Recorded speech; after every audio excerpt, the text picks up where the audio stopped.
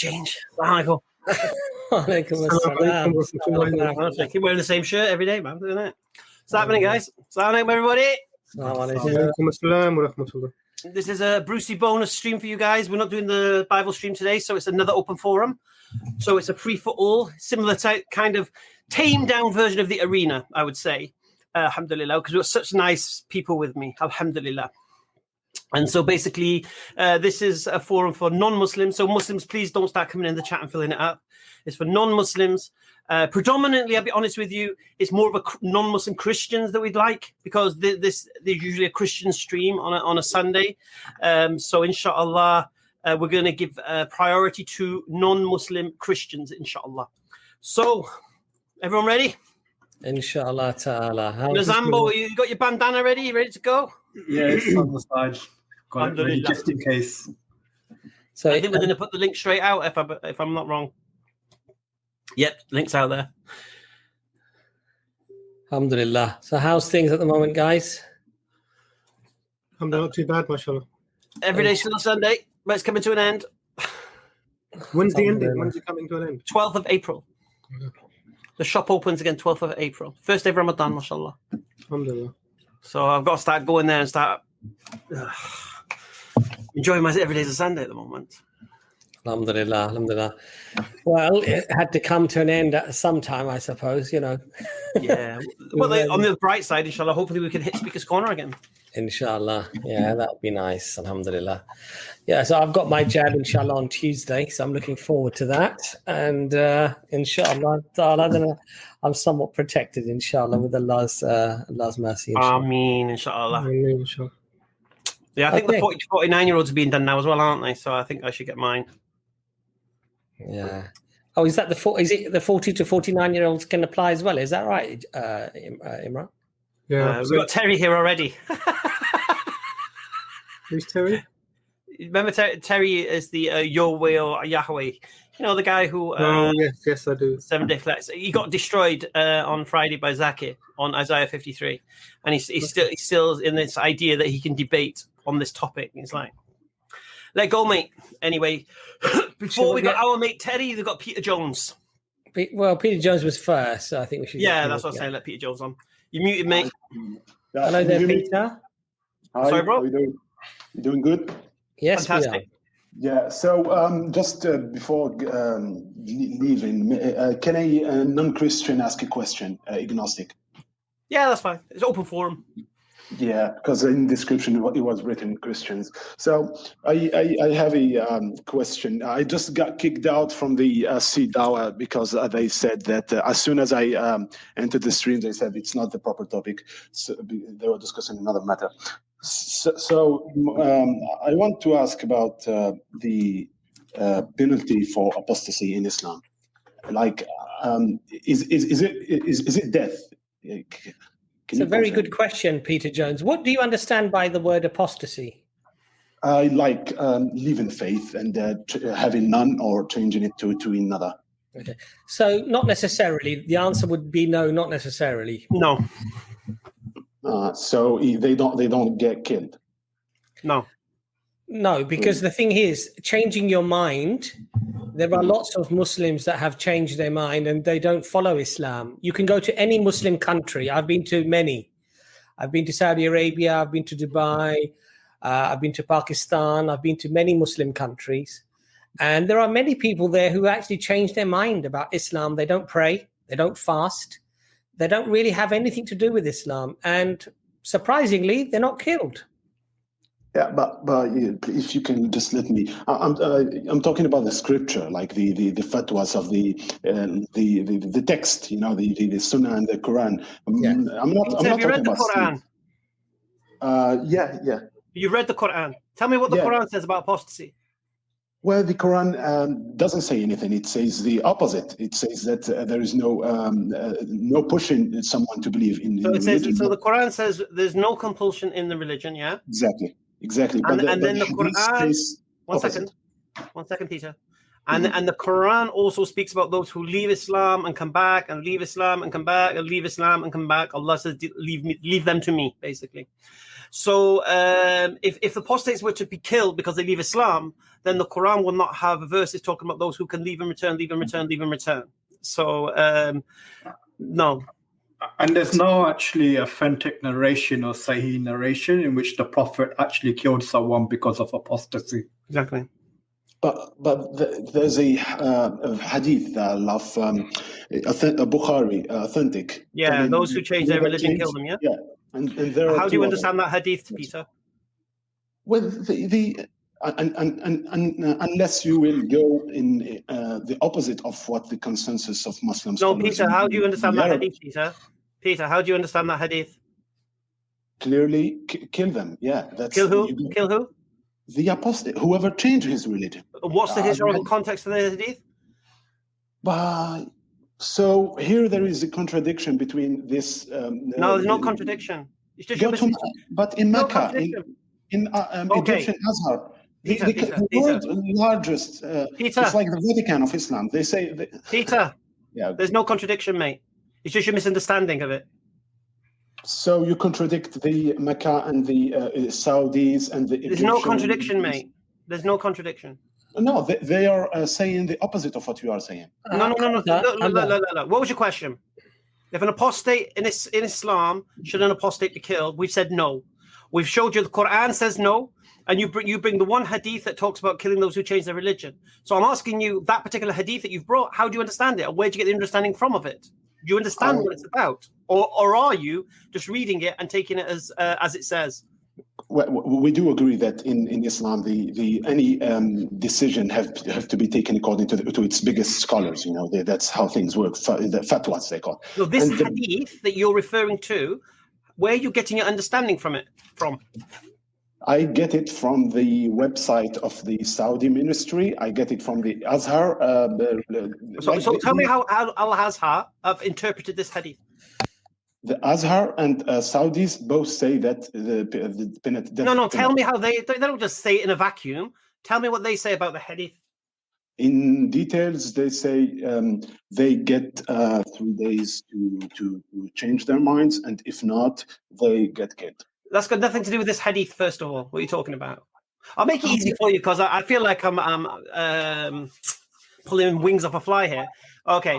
The hadith is referring to the hypocrites and the spies from the Quraysh. It has historical context. So the Prophet ﷺ was saying when it finally came for the war between the Muslims and Makkah, and the Quraysh, the Prophet ﷺ knew there were spies from the Quraysh hiding as Muslims, as hypocrites, And the Prophet says this was a way you could identify the spy, because when the war actually happened, you'll see them changing their religion. Then you'll know they were the spies. It got historical context, and this is why you can't just take a hadith and think you know Islam. So, in response to your initial question, I'm going to let the other boys answer really nicely and succinctly. But I think you're trouble causing, mate. So I'm going to be straight with you. You are you're trouble causing. So I'm going to be straight with you. You can't try to bring me Saudi fatwa. I'm telling you straight. The Quran says no, and the hadith doesn't support what you're saying. That's it as far as I'm concerned. So no, the answer is no. Now, treason is another story, and there are many countries will execute you for treason. Okay, but other than that, I'll leave it to the other guys. I think before I let Imran just come in there, I'm going to just make a very short point, and of course Nazam as well, is that it was always seen as treason and sedition. It was not just seen as somebody changing their mind, not following the religion. I think that's the very important distinction that needs to be made. And even within a liberal framework, you can have a death penalty outcome for certain crimes, like Hamza said, treason, for example.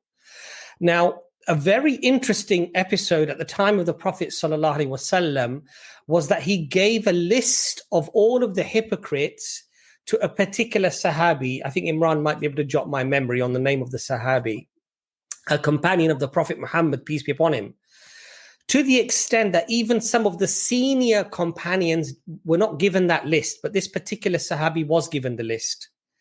None of those people were targeted and killed. They were the list was the list of hypocrites. In other words, Allah had told Prophet Muhammad, peace be upon him, that these people are the hypocrites. That list was given to a Sahabi, and those people were not killed. Okay, so this is where Hamza is trying to explain to you. Alhamdulillah, Allah's mercy on us is that this religion is not like a black and white. You take one verse or you take one hadith and you extrapolate an entire volume of meaning from that one hadith or from that one verse. We understand our religion holistically. We understand how the Prophet did certain things at certain times, how he did them, how they were sanctioned, who this particular hadith applies to and who it does not apply to. And when we take that all as a holistic, in a holistic way, we understand the religion. The problem is, Brother Peter, is that people like yourself and the extreme element, a very small minority of people who wish to take one verse or they take one hadith and they apply a literalistic meaning to that, extrapolating a very literalistic meaning without studying the nuances, the context, and everything else. So it's unfortunate, really, that certain liberal people are actually siding with a very small minority of extremists within our religion. And the vast majority of us who go to the scholars, who go for that very deep understanding and explanation, actually don't accept those things. So it's a great shame that actually the very people who claim to be liberals, claim to be free thinkers and open-minded and balanced are actually taking a very blinkered view of very, very specific hadith or verses. Sorry, brothers, I was going to be short, but as usual, I've always... I have exactly no problem with the answer you gave and or Hamza gave. I totally agree with it.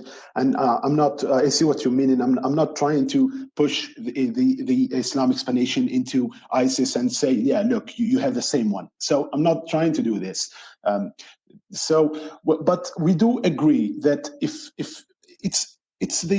I've been watching videos of authentic Islamic scholars, the ones, the Saudi ones, and they have put themselves in that trap. I didn't do it. I think I start from a premise that killing them is wrong, and then they have put themselves in this trap. They said that it is the good thing. Their interpretation is a good thing to do, and they are official ones typically. So. Then I think I will leave this stream because that was only my question. I got my answer, but I would just underline and leave a remark that if Hamza said the opposite of what they are saying, then you should give me the kind of school or you follow in giving your this EFDawah channel. What school do you follow when it comes to interpretations and Sharia law? And the text can be understood in a dozen of manners. So yeah. Like I said to you, I don't know of any scholar that's saying that someone changes their religion, someone stops being a Muslim, you should kill them, because the Quran is clear. Like Rafiddin, there's no compulsion in religion. Yeah. So you got to make this distinction between these people and sedition, as Abbas said. Somebody, for example, in a utopian Islamic state, leaves Islam, starts attacking the state, starts trying to corrupt society. Every country has the law for treason, whether it's imprisonment or execution. And so that's the type of apostasy is different. So that's why Abbas asked you to clarify your question when you said apostasy. Go on TikTok. There's ex-Muslims everywhere. Go on YouTube. They keep going on about, they're going to be killed if they leave Islam, and yet they're all there. Hey, look, I'm here. I've left Islam. It's a bit of an oxymoron, isn't it? You think you're going to be killed for leaving Islam, and yet you're going to tell the world you've left Islam. Do you think that makes any sense? Do you think people really believe they're going to be killed for leaving Islam? Honestly. No, but yeah, I agree with you that if you look at but they are not getting killed because they live in Western countries, in countries where the Sharia of those scholars have watched their version to understand it is not used, is not There are people in Muslim countries who are apostates, mate. Yeah, you think who are shouting at ex-Muslims and proud and all this. There's a map in Wikipedia showing the apostasy penalty in the world. Show me no Wikipedia. Anyway, we've held the doctor out long enough, mashallah. just to finish this. Dr. Imran, would you like to? In this map, there are three colors: countries without no ever penalty, and it's probably 10% of those Muslim countries, and maybe 50 have death penalty: Iran, Saudi Arabia, Pakistan, according to the map. How many executions were there? And 40% no death penalty, and how many executions were there last year for apostasy in in Saudi? It's say again. How many executions were there for somebody leaving Islam? I'm sure there was. No, I'm not interested in your opinion, mate. Do you have any facts? You give me time. You just give me time. Give you time. While you're doing that, Doctor, please, can you add some academia? So it's really, well, I don't know about academia, but it's really interesting that of all of the questions you could ask as an agnostic, claimed agnostic about Islam, the only thing you seem to be interested in, and you've asked it on two separate streams, and I understand now why EFDawah decided that you were talking off topic, is to ask about the apostasy laws. So as an agnostic, because obviously you're making a judgment here, so as an agnostic, how do you arrive at the conclusion that a society's or a people's decision on how to apply criminal punishments is right or wrong? How do you arrive at that? Say again?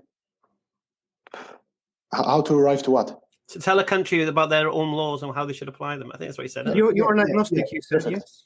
Yes, perfect. But first of all, hang on a second, Peter, just calm down for 1 second. We're going to have a conversation. Okay, and it means that we have to talk to each other about this. So you're an agnostic, yes or no? Yes. Okay. Do you follow any laws or rules of any country? Yeah, the law of the land I'm in. Okay. Why do you follow the law of the land you're in? Because I have to, otherwise I shall just leave it or change it by democracy, the tyranny of the majority. So the tyranny of the majority, which is actually a statement about democracy. You understand that, yes? Tyranny of the majority is a statement about democracy.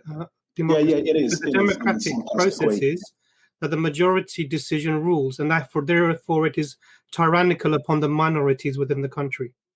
Yeah, but that's why we push things into the right side by doing philosophy and guiding this majority into North Korea can do vote and their president can win, but they're still a bad country. We can give this moral judgment. So you believe that North Korea is a democracy, do you? No, it's not. Okay, but so why are we talking about have vote? Why are we talking about North Korea? What I'm asking you, Peter, is something very, very simple, very straightforward. Okay, how do you believe, as an agnostic, that a society can come and form its rules and regulations? Wait, they form it by how? The mechanism, please. Well, that's a strange question, but. No, it's not a very straightforward question, because if you're going to be judging, now I haven't come to the apostasy because we can come to this in a second, but because you're an agnostic, so I need to understand how you arrive at your thing that you measure right and wrong with, your ruler for working out what is right and what is wrong. So the first question that comes to mind is, how are you as an agnostic who really frankly doesn't know that's what it means? You don't know. How are you arriving at a conclusion about something? What are you basing that upon? What is your criteria? If any society, whatever that society might be, makes a decision societally that this is how they're going to treat the people within that society, and the people within that society live in that society as by choice, i.e. then they're not prevented from leaving if they wish. How are you judging that society as being something, as making decisions that are wrong? What is your basis for making this decision? How are you doing it?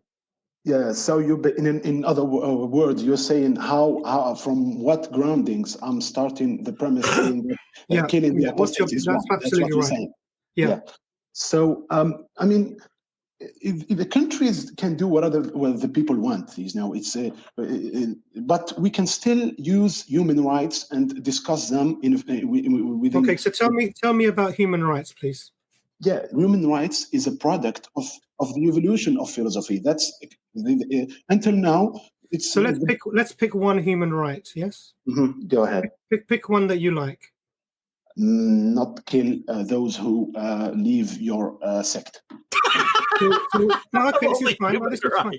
Okay, so can you point Why to is it funny? Can you point to me in any document that says what you've said there, please? What document? Okay, So I'm going to Google human rights. What did you say? The right not to be killed by if you leave your sect. Is that what you put down? Yeah? Not sect in a So what I would say to you, meaning of Klux Klan, you know. Peter. Yeah. The problem is, I've asked you a simple question. You've become emotional. Peter, I've asked you a simple question, and you've become emotional. And I'm trying to. I really understand your perspective. Nothing emotional. The point that I'm trying to make to you is that I want to know what basis you make your decisions about what is right and wrong on. You've said human rights. Now, what I'm asking you to do is pick a human right and tell me how you can arrive at this human right, not knowing if God exists or not or doesn't exist, because that's your position as an agnostic. You don't know if God exists or not. Now, what I'm saying to you, this is my assertion about your position, is that as an agnostic, not knowing whether God exists or not, you can make no moral judgments about anything else on firm grounding. You can't. Whether a society decides to shoot everyone who's left-handed, whether a society decides to ban fishing, if the society does that, and this is a mechanism that the society is a product of its evolution or social consensus, which is democracy. Social consensus is democracy, or evolution, which is the scientific, agnostic or atheistic position on how to arrive at this. How are you going to say to them, no, this is wrong? What's your basis for saying this?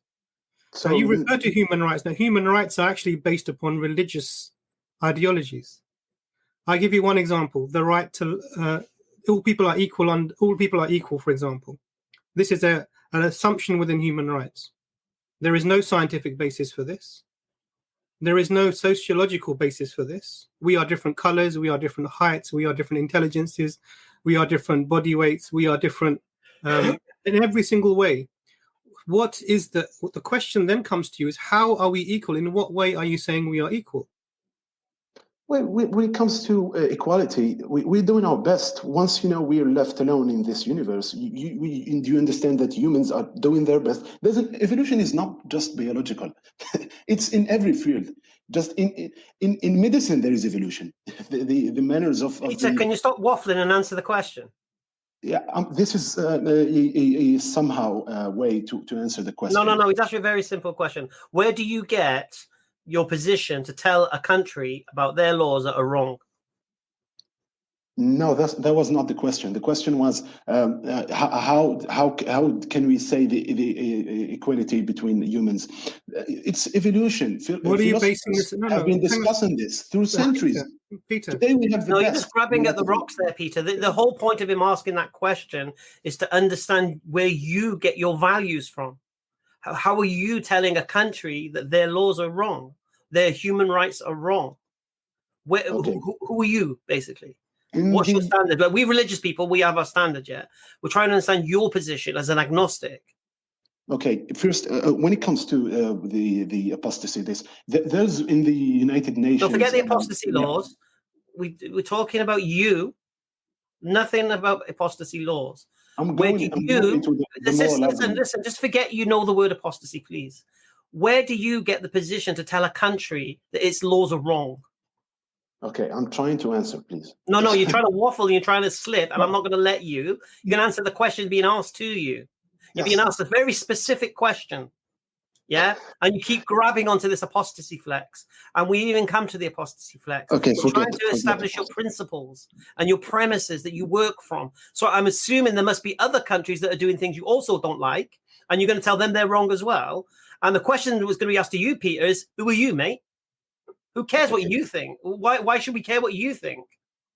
Great, and that's the reality. So as an agnostic who doesn't know, where are you getting your values from to measure other people's values against it and tell them they're wrong? It's a very straight, simple, succinct question. I know, but if you just let me speak for 60 seconds, answer the question. That's all we're asking you to do, sir. Yeah, but okay, please. Don't use the word apostasy. It's got nothing to do with it. I won't use it. Okay, I won't use it. First of all, he has to agree with me that according to the human-made United Nations human rights code that all countries signed on, there is one article, I can give it to you. I'll just Google it in 1 minute. I forgot its number. It is in the text. It says that humans are equal and blah, blah, blah. And then it says that if anyone can change his belief without getting persecuted. Peter. This goes against. Peter, 1 second. Peter. You know what human right you should have said, Peter? You should have just said freedom of religion, mate. That would have answered solved all the problems for you. Yeah, basically. Oh, no, you're going to use that. All right. Peter, the question I was asking you is, why are you accepting what the UN says, or the Human Rights Commission says, or X and Y bodies say, and not accepting what someone like maybe Iraq says, or Iran says, or Indonesia says, or Sweden says? Why are you picking any particular thing? Any reason for that? Yeah. So you're saying to me, why is the United Nations code better than any other code? No. At all. Peter, my friend, this is really sad.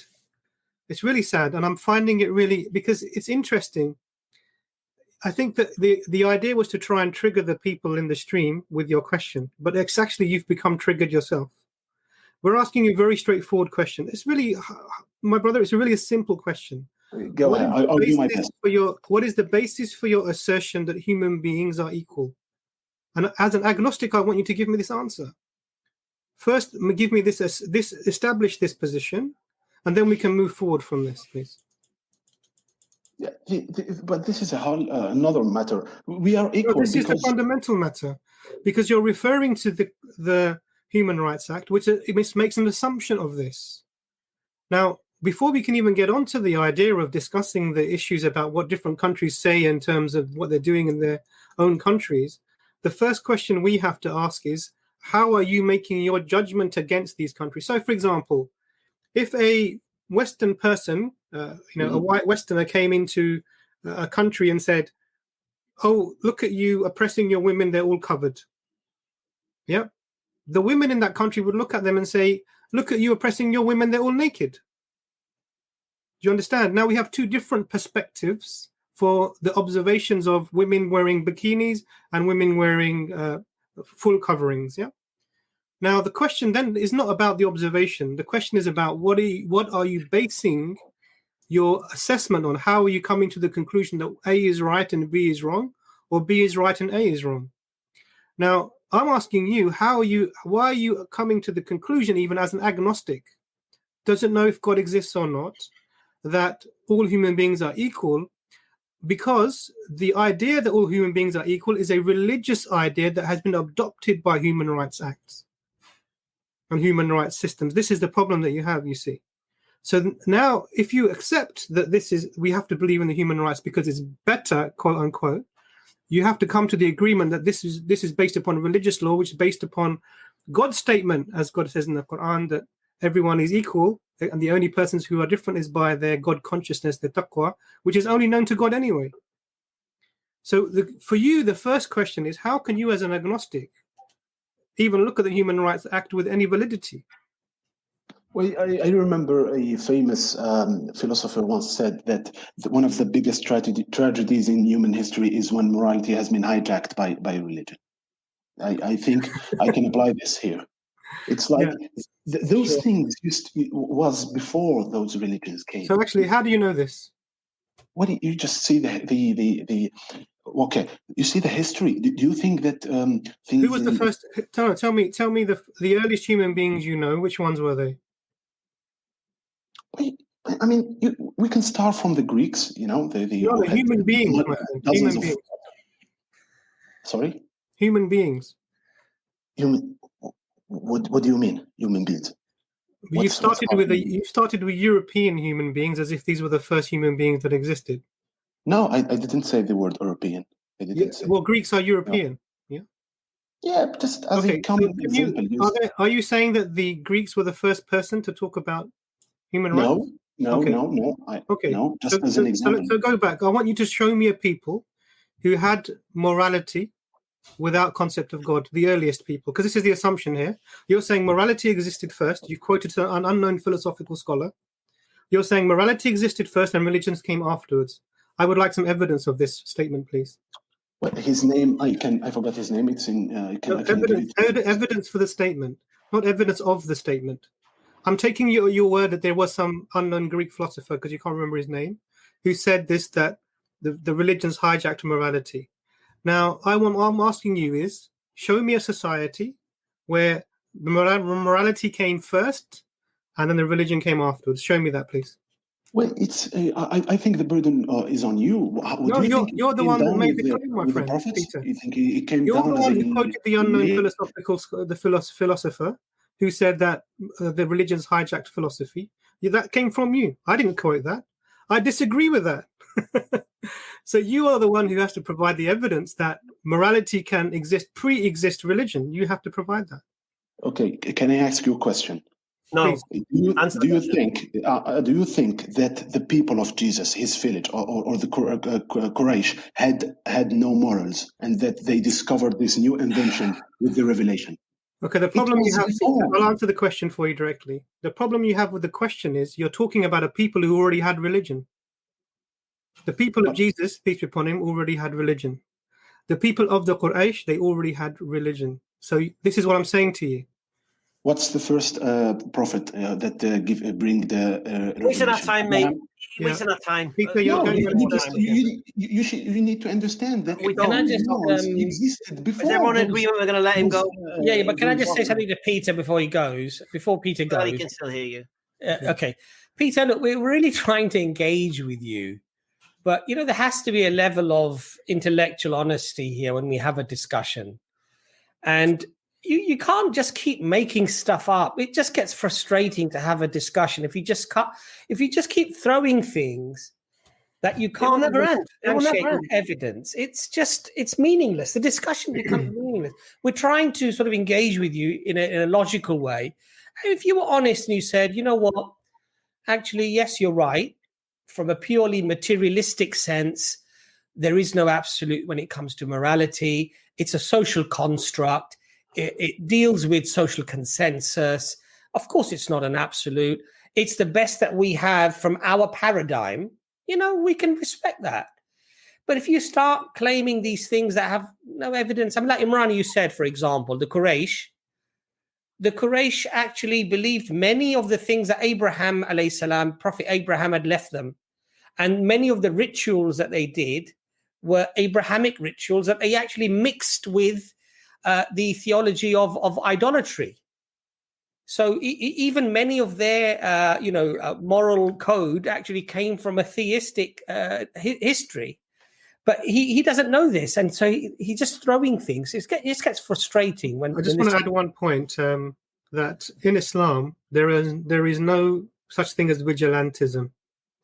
And this is really important because the idea people like Peter want to portray about Islam is that the Muslims are these rabid, big bearded, curved sword carrying, salivating monsters who, as soon as you pick up an apple from a cart that you haven't paid for, they're going to chop your hand off.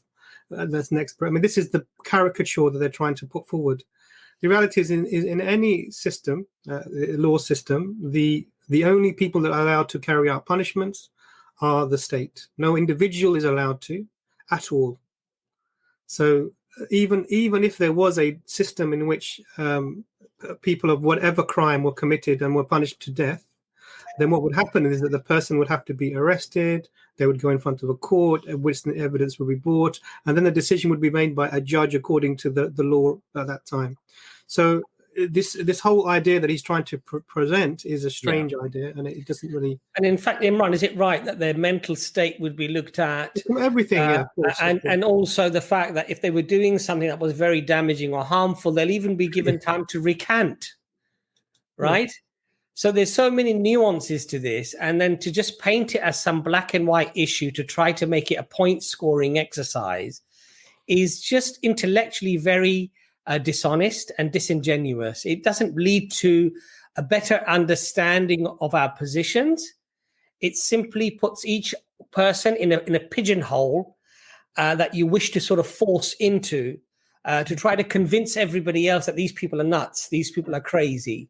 And I think it doesn't help, quite frankly, to have that type of discussion. Yeah. And the saddest thing is Peter is going to keep asking that stupid question. Yeah, this is the shame, and this is often the irony of the thing that they just. I think he's apostate himself. Well, we don't know that, but no, I think so. I think so. Assalamu alaikum, brother. Okay, so I just want to say two things because I do have to get going. I want to ask for the forgiveness of the EFDawah panel because I know that we had intended to continue the historicity stream this weekend, and I do apologize for being unavailable, generally due to poor health. But the second reason I came on is to ask Hamza how he's feeling today. Focused on second place, mate. Okay, because my focus seems to be focused on second place, mate. Focused on second place, mate. Let Leicester get distracted by the FA Cup, and we'll just keep going, and we'll finish second, mate. Don't worry. I don't know what you guys are going to finish. But do you get a trophy for being second? I don't think that's the way it works, yeah? Yeah, that's how it's going to work. Don't worry. They'll have the distractions of the semi-finals and the final and stuff, and we'll be focused on the league, mate. Don't worry, mate. Okay, Why you think he didn't play Bruno from the start? He didn't play Rashford from the start? I don't know. It just seems like bad decision making to me. No, he just knew it. We didn't need it. We knew Leicester's our biggest competition for second place, so let them get distracted with the FA Cup. Hamza. Yeah, you're going to win it anyway. He doesn't just come on to cause trouble, Hamza. He's just come on to troll me on the United. He's troublemaking. He's being a troll. I just want to make a quick request to all the brothers and sisters. Please keep us in your duas, specifically EFDawah, because they can be like other groups and be like, Ijaz is sick too often. Screw this guy. Let's just continue on without him. So may Allah reward the brothers. Keep them in your duas and show them some love. Ameen, inshallah. The Bible shows you with you, bro. We're keeping it with you. Don't worry. Inshallah. Assalamu alaikum, brothers. Please take care of yourselves. So, a special request for Brother Ijaz, brothers and sisters. Please pray that Allah gives him a complete shifa. And blesses him with the best in this world and the next. Ameen. We're just going to have a quick interval now before the next guest. We need to get the likes up every single time. And you're seeing people in the crowd every single week as well. I just wanted to say to the brothers and sisters that on EFDawah, I was there earlier, and mashallah, they got a shahada. Brother came on and they gave the shahada. I actually left because I had to come onto this stream. So do inshallah watch that and like that as well, because mashallah, brother Naveed at EFDawah is doing a great job as well, alhamdulillah. Mashallah. So we've got 1,200 people watching, 1,255 people watching, and we got 746 likes. Really? Really? Does it count if I've liked the video, Hamza? You can like it, no problem. There needs to be at least 1K. There needs to be at least 1,000 likes. There could be 277 trolls in the room, but there needs to be 1,000 likes. That's poor. Imran, this question of apostasy, it comes on so many times. I've heard Brother Andalusi answer the question as well many times. He's clarified it. Many other brothers, many ulama, many scholars. Why do you think that there is this fixation with this question, and it simply is regurgitated out over and over again? Despite, if you go online, there are lots of very academic, literature relating to this topic that give a really good explanation. Why do you think this question just simply constantly comes up again and again? I think it's like one of those gotcha questions. It's a convenient way that some people try and beat Islam over the head to try and comply with whatever they think is Western values, and not knowing that, for example, we'll happily bomb, a house full of, women and children to get one terrorist maybe, or, we've caused the death of over 2 million people in the Middle East, 2 decades of war in the Middle East, devastated multiple countries for, accessing oil or whatever that might be. And this is not taken as a something negative. Barbaric act. Barbaric. We can execute. We can prevent. I mean, we have a girl that was a group of girls that were groomed as teenagers. Convinced to go overseas, and then underage. They were got pregnant, etc. They were in terrible circumstances, and then they're blamed for what happens to them. Yeah. And this is so this girl Shamima Begum, whatever, she's been deemed an apostate from the ideology of this particular country, and she's been separated, cut off, left to her own devices. And this is a groomed child, really a groomed child. If there was a 15-year-old girl who was groomed in Rotherham by someone else, you would never blame her for the situation that she was in. She'd be a victim. She would be a victim, and this is and we're happy to do this to people. For example, we had the radical cleric Anwar al-Awlaki who was killed, but then his daughter was killed and his son were killed, and they were under, I can't remember the ages, but they were young children who were killed. Teenagers, I believe. Yeah. Teenagers, and this is extrajudicial killings of people. Yeah. Because the state has decided that they are for some reason, not trialed. They weren't brought to court. They weren't sort of nothing. They were just killed out there.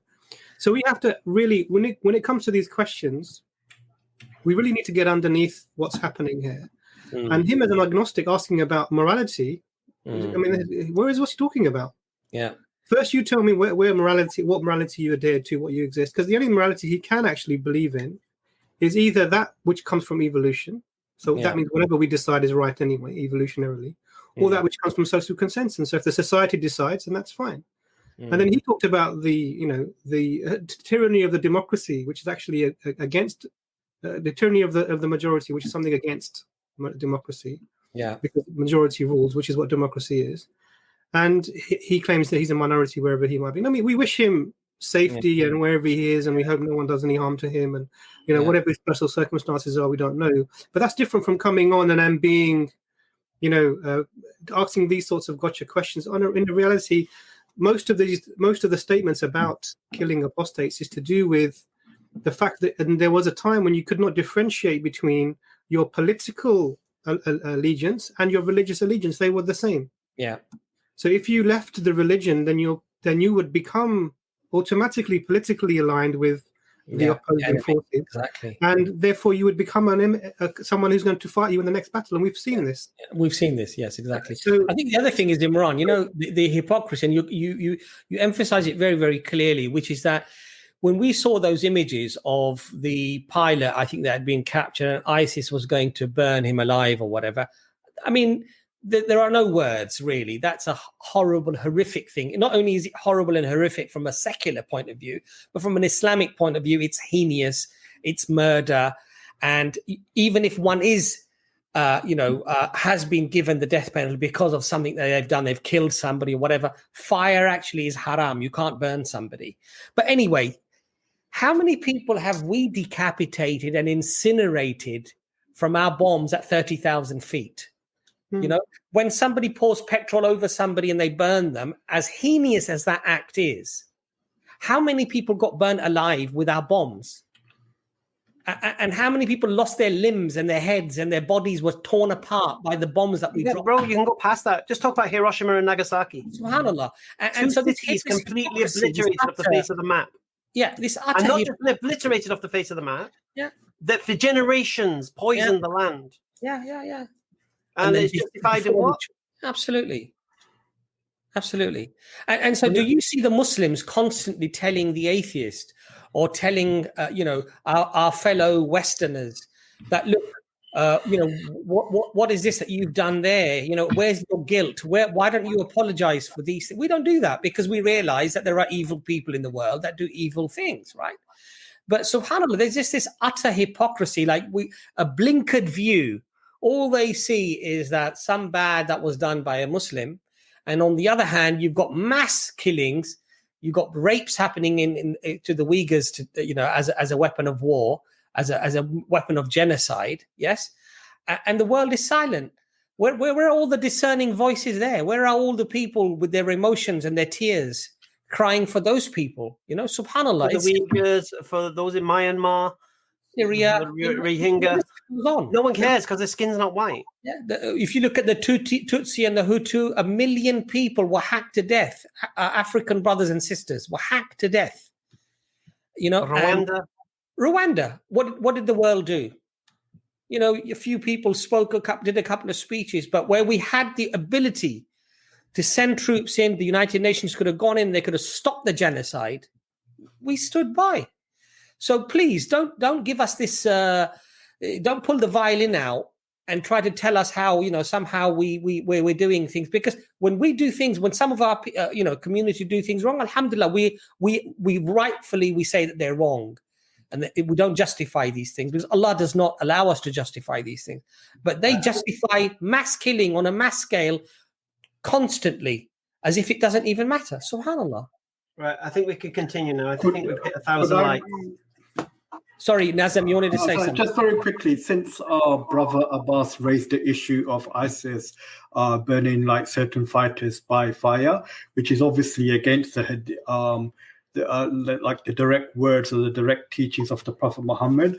Some Islamophobes may bring up other narrations attributed to some of the companions, such as Abu Bakr as-Siddiq or Ali, may God be pleased with all of them, in that they use fire to punish people. But the problem is that these reports are not authentic, but they've been narrated by a certain sect that was in opposition to people like Abu Bakr and Ali, and they wanted to show that Abu Bakr and Ali were contradicting the teachings of the Prophet Muhammad, and hence why they have them narrating that Ali or Abu Bakr practiced this by torturing people by burning them fire.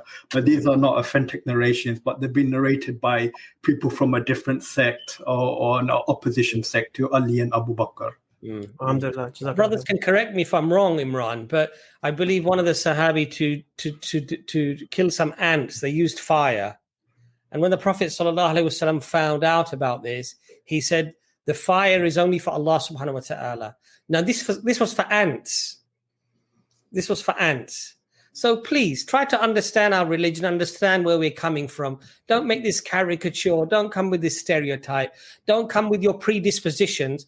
Let's have an intellectual discussion, but let's have an open-hearted discussion to engage with one another, to truly understand.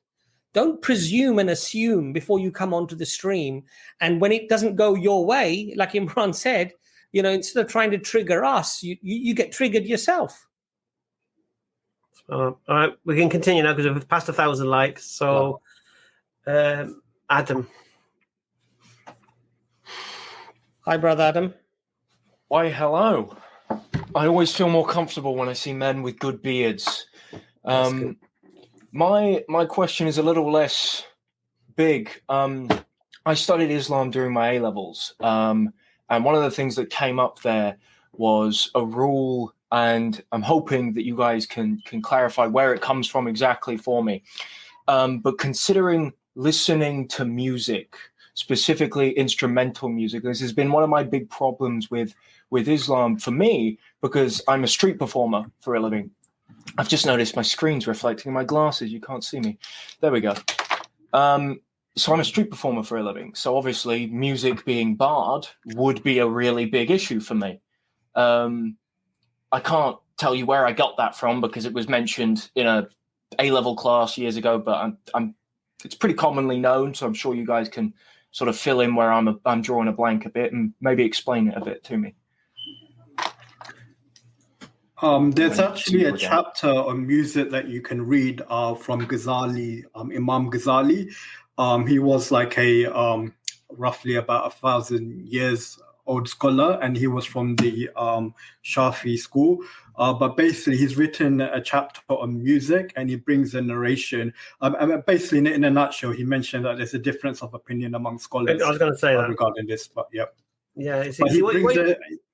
Yeah, what I was going to say, Adam, you've got to understand what we're doing here. Okay, we're doing dawah, mashallah. We're inviting people to Islam. We're bringing people to the deen, bringing people back to their religion. What we're not doing is making rules and fatwas and putting our opinion across, because there is a difference of opinion. And the reason we don't do this, Adam, I'll give you an example. Let's say we were to say music's haram, it's totally forbidden, and bring some verses or some from hadith to try to support it. Yeah, people who like music will switch off from us because they're hearing something they don't really want to hear.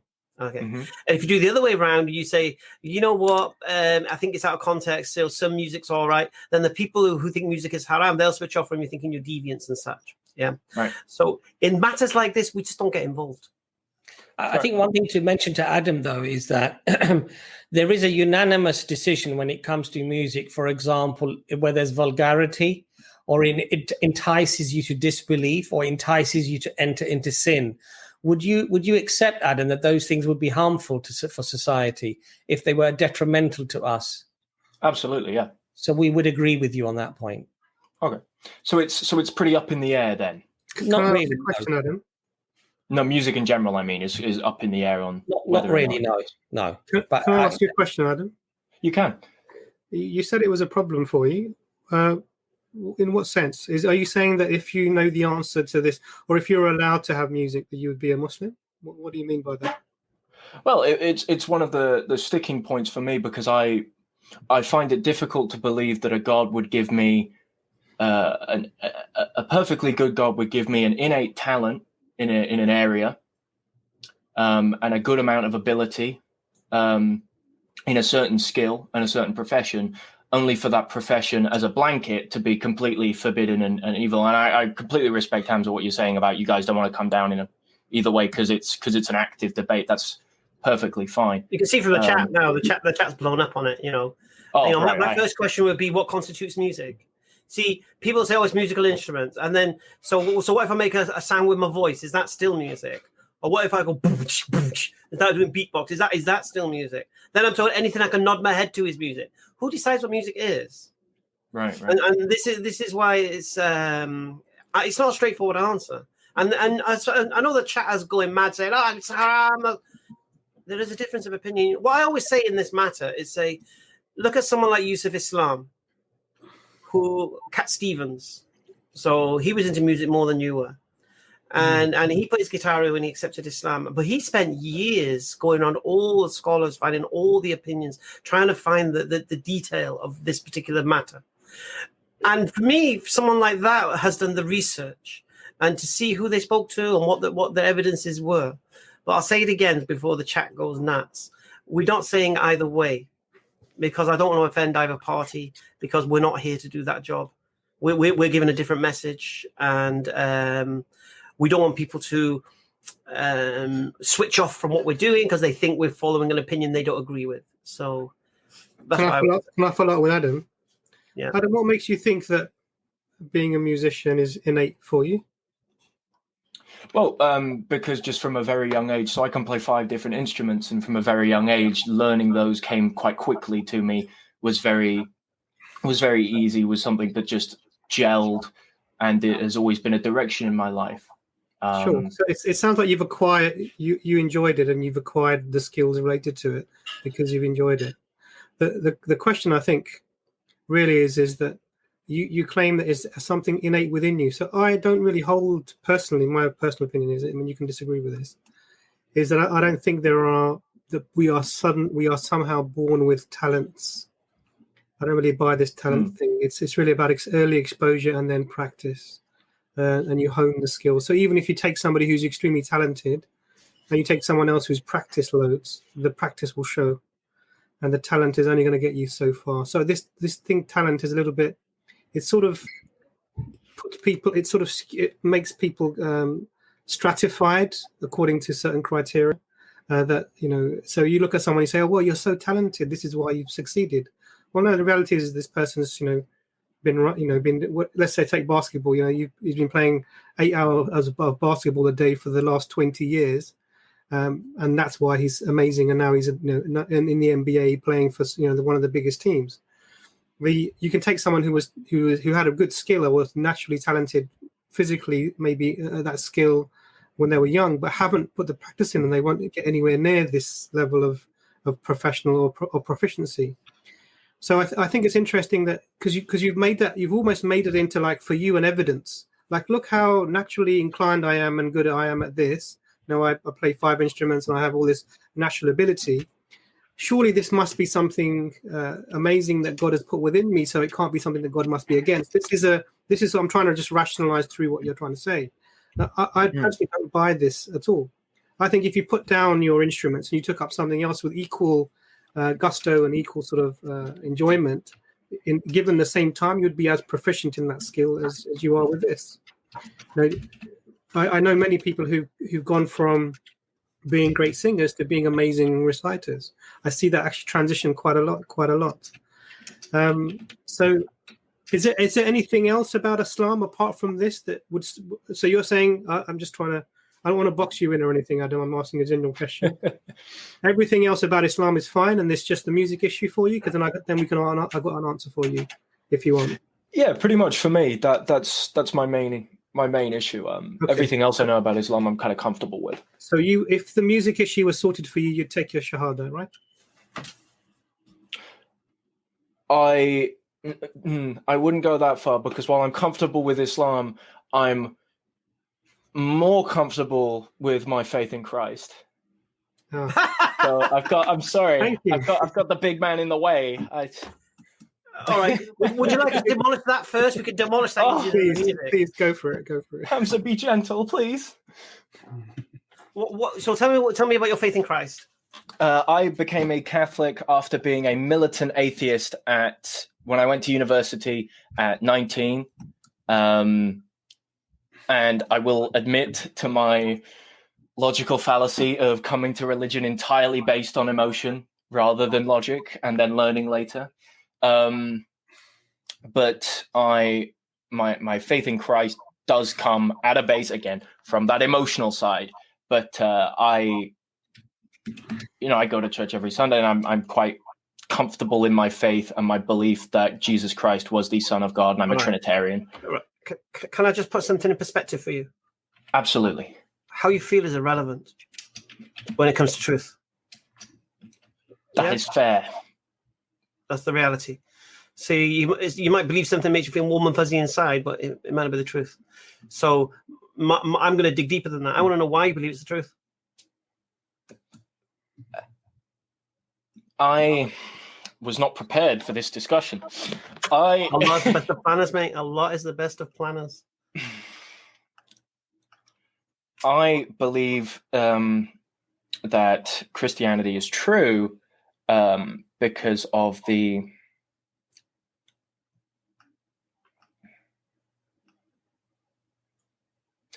Can I just say something just before you say your next words? Absolutely. You do know this stream that we're on right now, it should be the historicity of the New Testament stream. We've been doing it for a year, and we've been taking apart every single book of the New Testament, as well as the historicity of the crucifixion outside of the New Testament, and the historicity of crucifixion within the New Testament, as well as dissecting every single book. Matthew, Mark, Luke, John, the letters of Paul, going through all the manuscripts, going to your oldest manuscript, showing the changes, the forgeries, the additions. So that's the stream you're on, just so you know. I suddenly feel like I've been thrown to the lion's den. I was not prepared for this. I came in with an innocent music question. Which is good, though. No, but the point here is this, you see. Because you should be prepared. If someone asks me why I'm a Muslim, I'll tell them why I'm a Muslim, why I believe it's the truth. Yeah. So... there must be a reason why. I mean, you chose Catholicism, and according to Christians, especially the born-again Christians, you're not even a Christian. But anywho, why do you believe it's true? Well, if we go just to take that little point you made there as a digression briefly, Catholicism over other types of Christianity, I posit is true because it's the church founded by St. Peter at the behest of Christ, and Christ said that he would form one church that would stand until the end of time, that being the Catholic Church. So, can I ask you a question at this point? Yes. How do you know what Christ said? And now we come to the point where I'm going to say the Bible, and you're going to smile. I even got the menacing giggle. God, I'm lucky. Have you even got the rubbing of the hands? Yeah. I'm well aware of the issues when it comes to translation and interpretation, and I'm very aware that my Bible is very trustworthy and reliable and historically accurate. Yeah, you believe that. Why? I don't. No. When it comes to the issue of translation of the Bible, I was on a different stream a while ago, actually, and I brought this up, and a very good point was made to me. But I hold that translation doesn't matter because I believe that it is logical to assume that if a God brings you a revelation, and that revelation is supposed to guide you, it is then illogical to believe that such an all-powerful God is incapable of preventing that revelation from being so horrifically twisted over time that it becomes redundant. Well, that would only work if God said he would preserve that revelation. That was the point that was made to me on the other stream. And that is the point I'm making now, because we can see it's not preserved. We can see there's many different versions of the Bibles. We can see that. According to Christian scholarship, the authors of the Bible, the authors of the Gospels are anonymous. But let's take it another way. Let's take it another way, because I don't really go into. I know we'll do it as a historicity stream, but I don't want to take it that angle. I'm going to tell you what I believe Christianity is. It's something trying to solve a problem. It's trying to solve a problem that doesn't exist. That's what I believe. Okay. And by trying to solve that problem, you have to create and jump through so many hoops to try to make it make sense. And by doing so, you reduce God to a level which is insulting to God. The idea, see, the Christian idea of God is an unmerciful God and an unjust God. Yeah. And how do you reconcile that? Because, you know, I believe God is merciful and just. But the Christian narrative prevents God from being just and prevents God from being merciful. How so? I'm not quite sure how it prevents God from being just. And okay. Can God forgive your sin? Yes. Does he forgive your sin, or does he need payment? He forgives sin.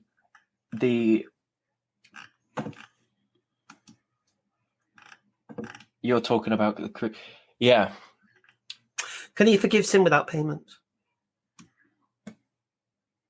See, I want to say yes, but then why? But scripturally, I can't. No, you can't. Yeah, because if he does, Christian doctrine is against you. Crucifixion is pointless. Exactly. I'll ask you an even deeper question. If you like, who got paid? Himself. Paid himself. Well, he put his hand in one pocket and put his hand in the other pocket. Doesn't make any sense. No. So the even doctrine just collapses in on itself. Forget the historicity of the books that tried to bring you the doctrine. The whole doctrine itself makes no sense.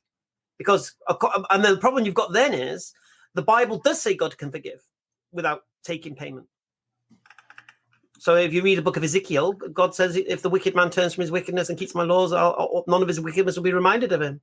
So it's clearly repentance is what matters. So the whole doctrine of atonement that Christianity's created makes no sense, even if you measure it against the standard of the Bible. And then you wonder why Jews reject the idea of Christianity. What's this? This idea. Yeah. How do you reconcile that? I'll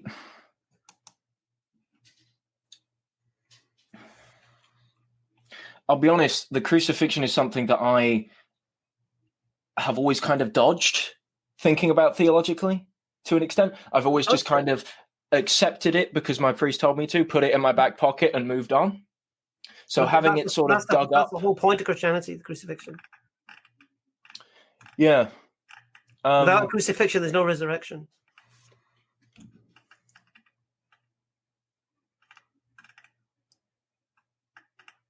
See, here's why I'm bringing this up, yeah. Mm-hmm. You rejected Islam because of your faith in Christ. And I'm going to be honest with you, Adam. I'm going to let the other guys take over because they're a lot nicer than I am. Because I've got you pinned to a wall at the moment. I'm going to release the grip. But I'm going to say something to think about as well, because you've used the word faith, used the word belief a lot, yeah. Do you know, if you believe in something, despite overwhelming evidence to the contrary, your belief is nothing more than delusion? I'll let the guys take over. Nazam, would you like to? I'm not really sure what to say. Adam, do you believe Jesus is God, or do you believe he's a messenger sent by God? I believe him to be the second person of the Trinity, yes. Is there somewhere in the Gospels where Jesus says that he's the second person of the Trinity? No, there is not. So why do you believe that this is a salvific issue in which someone has to believe that Jesus is the second person of the Trinity in order to be saved. I'm sorry, it's a what issue? Like, do you believe it's necessary for your salvation? Like, it depends whether you go to heaven or hell, whether you believe Jesus is God or not. Yes. So why do you think that Jesus never explicitly taught this doctrine?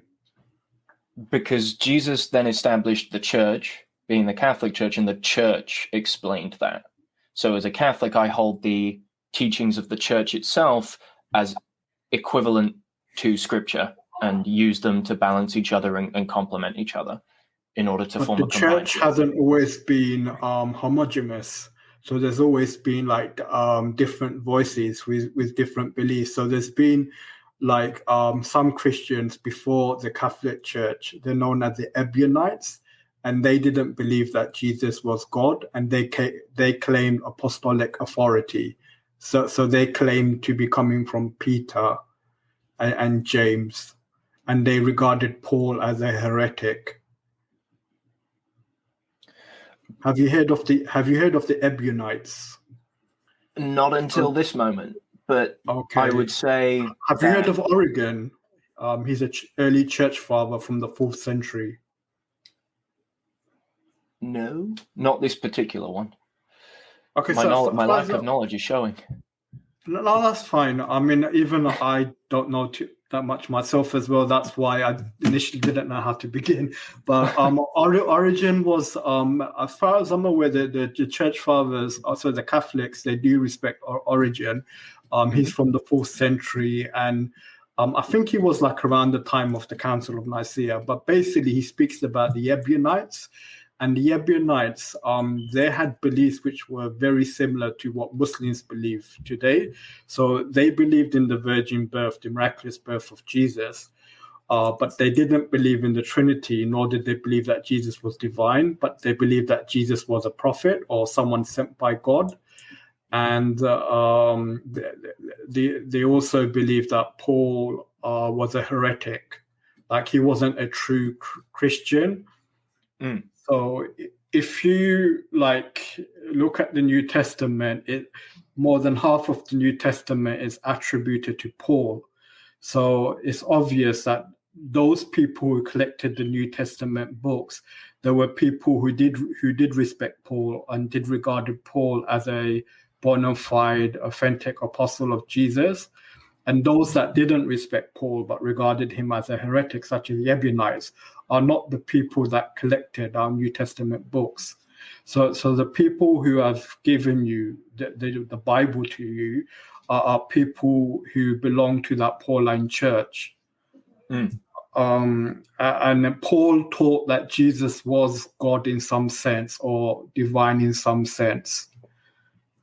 And if it was the Ebionites instead of the Pauline church, then Christianity today would be very different.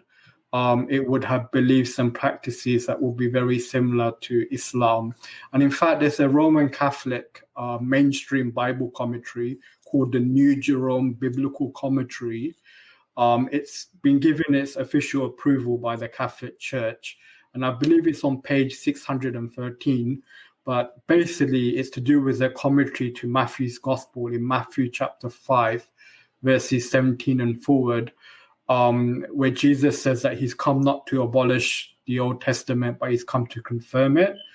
Their commentary on this is that they say that there was a split between Gentile or non-Jewish Christianity and Jewish Christianity. And they say that Jewish Christianity didn't survive except for a few centuries, only to die out and then eventually be reborn in the form of Islam.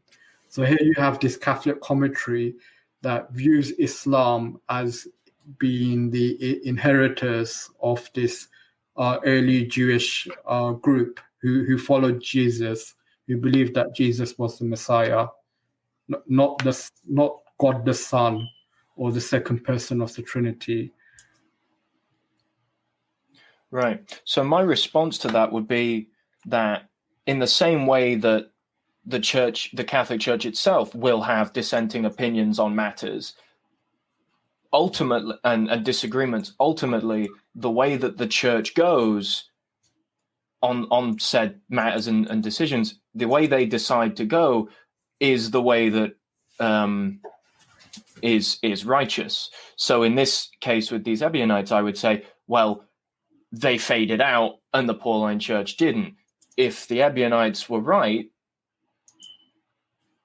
God says that he would, or Christ said he would create one church that would stand until the end of time. So surely, if they were right, he would protect them. The Ebionites didn't necessarily fade out, but they were actually like reborn in the form of Islam.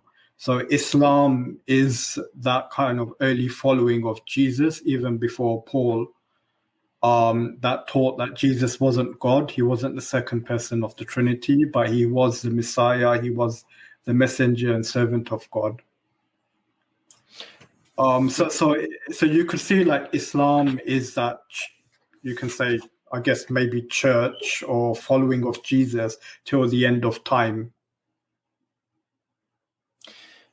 Because Christian actually means a follower of Christ. So we would argue that Muslims follow Jesus more than those who say they're Christian, because our belief is the same belief or the same faith that Jesus had, which is that God is one, he has no partners or associates, and that we should submit our will to him, and we should follow the prophet or follow the messenger. So my issue with that idea is if, and I hate to draw it down to phrasing, because I know that someone's going to call me out for drawing it down to phrasing. I can see you, Hamza. I see that smile. But you're about to quote from the gossip, aren't you? If we're talking about holding a church until the end of time, that to me implies that there would be no break. There would be no pause, dying off and coming back later. So it doesn't make sense to me to have this gap between Jewish Christianity dropping off and then waiting until 630 or 610. I can't remember, somewhere around there, when Islam takes off. There's always been like true followers of Jesus. So there's always been people who didn't believe that Jesus was God throughout time. So even before the time of the coming of the Prophet Muhammad, peace be upon him, there were also people who didn't believe that Jesus was God, despite the Catholic Church or the Orthodox Church. Adam, do you believe Jesus is God? Yes. Why? Because so I believe Jesus is the Son of God because no, I said, do you believe he's God? Oh, well, yes, because okay. So I'm just using why? Because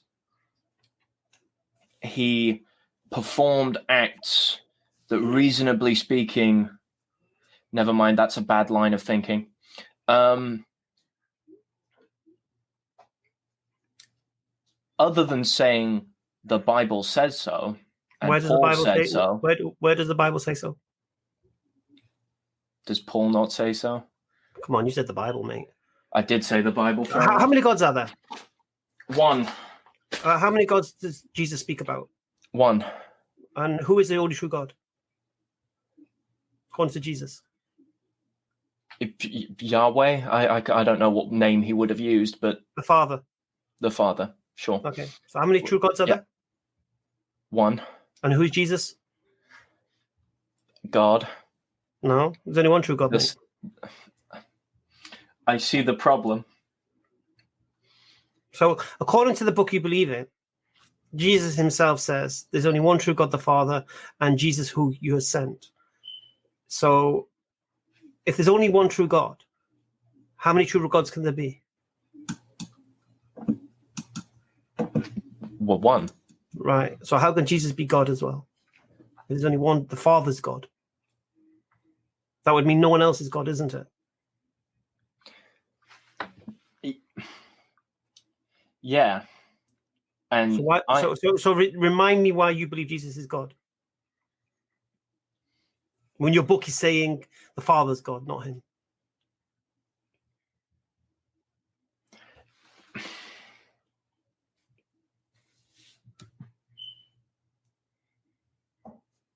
Why are you a Christian, Adam?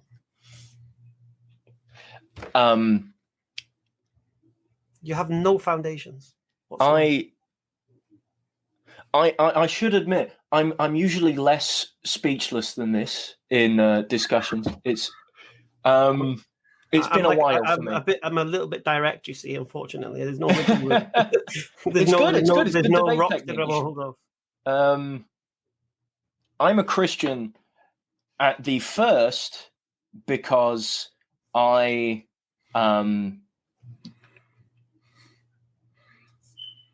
at the first for emotional reasons. I'll not bore you with my story. What's an emotional reason to become a Christian?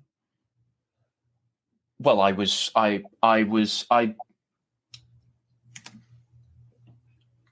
was because when I had a realization of the existence of God, I happened to be sitting in a big cathedral at the time. Oh, wow.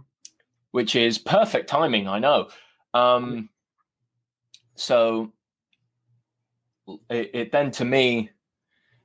So just so I understand, because you were sat in a cathedral when you had an epiphany that there must be a God from a militant atheist, you thought this was a sign that this was the true religion?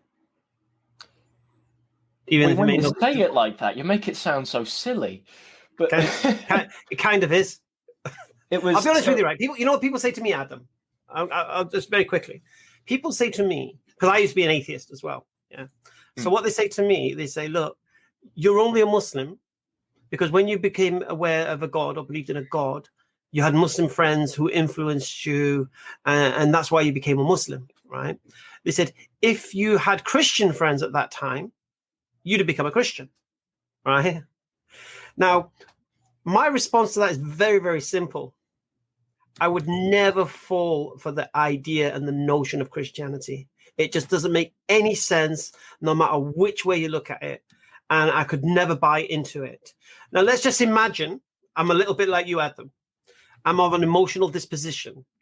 And I rather than think intellectually, and you're a militant atheist, so I'm surprised you're very emotional. But anywho, let's just say I'm emotional. And everyone's kumbayaing around me and they say, come on, and bring your guitar, man, and we can get clappy on a Sunday. You're loving it, man. Yeah, right. So I can imagine how you might fall for it. You might fall for the happy clappy stuff. But even if I was in your position and I was emotional and there were some Christians around me who were really, really nice people, I thought this must be because they're Christians, and I became a Christian. Do you know what, Adam? My next stop would be Islam. Because I would realize, wait a minute, it's all nice and warm and fuzzy and kumbaya, my Lord. But when I look into it, there's no substance, there's no foundations. You know, I'm being told things that are not true. I'm being told that disciples of Jesus wrote the Gospels from their own hands, watching Jesus perform miracles, yeah? When according to the majority of Christian scholarship, the authors of the Gospels are anonymous. They're not even eyewitnesses. So there's no way could you read the New Testament and say Jesus said this and Jesus went there, and there's no way can you hold that and know for sure that will actually happen. There's just no way. And then what would happen then is I would have to question this thing, even though it made me feel warm and fuzzy inside. I would have to question it. When Islam comes along, even though they tell me I might need to put my guitar away, yeah, don't look at Islam in the facts of you do's and don'ts. So, you know, because Christianity is really nice. Like I say, come by hour on a Sunday, everything's cool. Whereas Islam, can't eat this, can't do that. Don't look at this stuff. You're looking for truth here. You're trying to find the God that you became a believer in. You're trying to find this God. There's only one God, and Jesus said it. And if you look at the religion of Jesus, it's no different to the religion of the Muslims. Have you read the Lord's Prayer? Yeah. Okay, we did this the other day on the stream. Do you know how much cynicism with Islam that is? Not terribly. I've never compared the two. It's amazing, subhanAllah. If there's nothing in the Lord's Prayer that goes against the teachings of Islam, nothing, nothing whatsoever. What happens with Christianity is when Paul creates this new version, This is where everything changes. This is where doctrine gets created. Jesus doesn't teach about original sin. This idea, this whole notion that do you believe man was created perfect? Yeah. How did he sin then?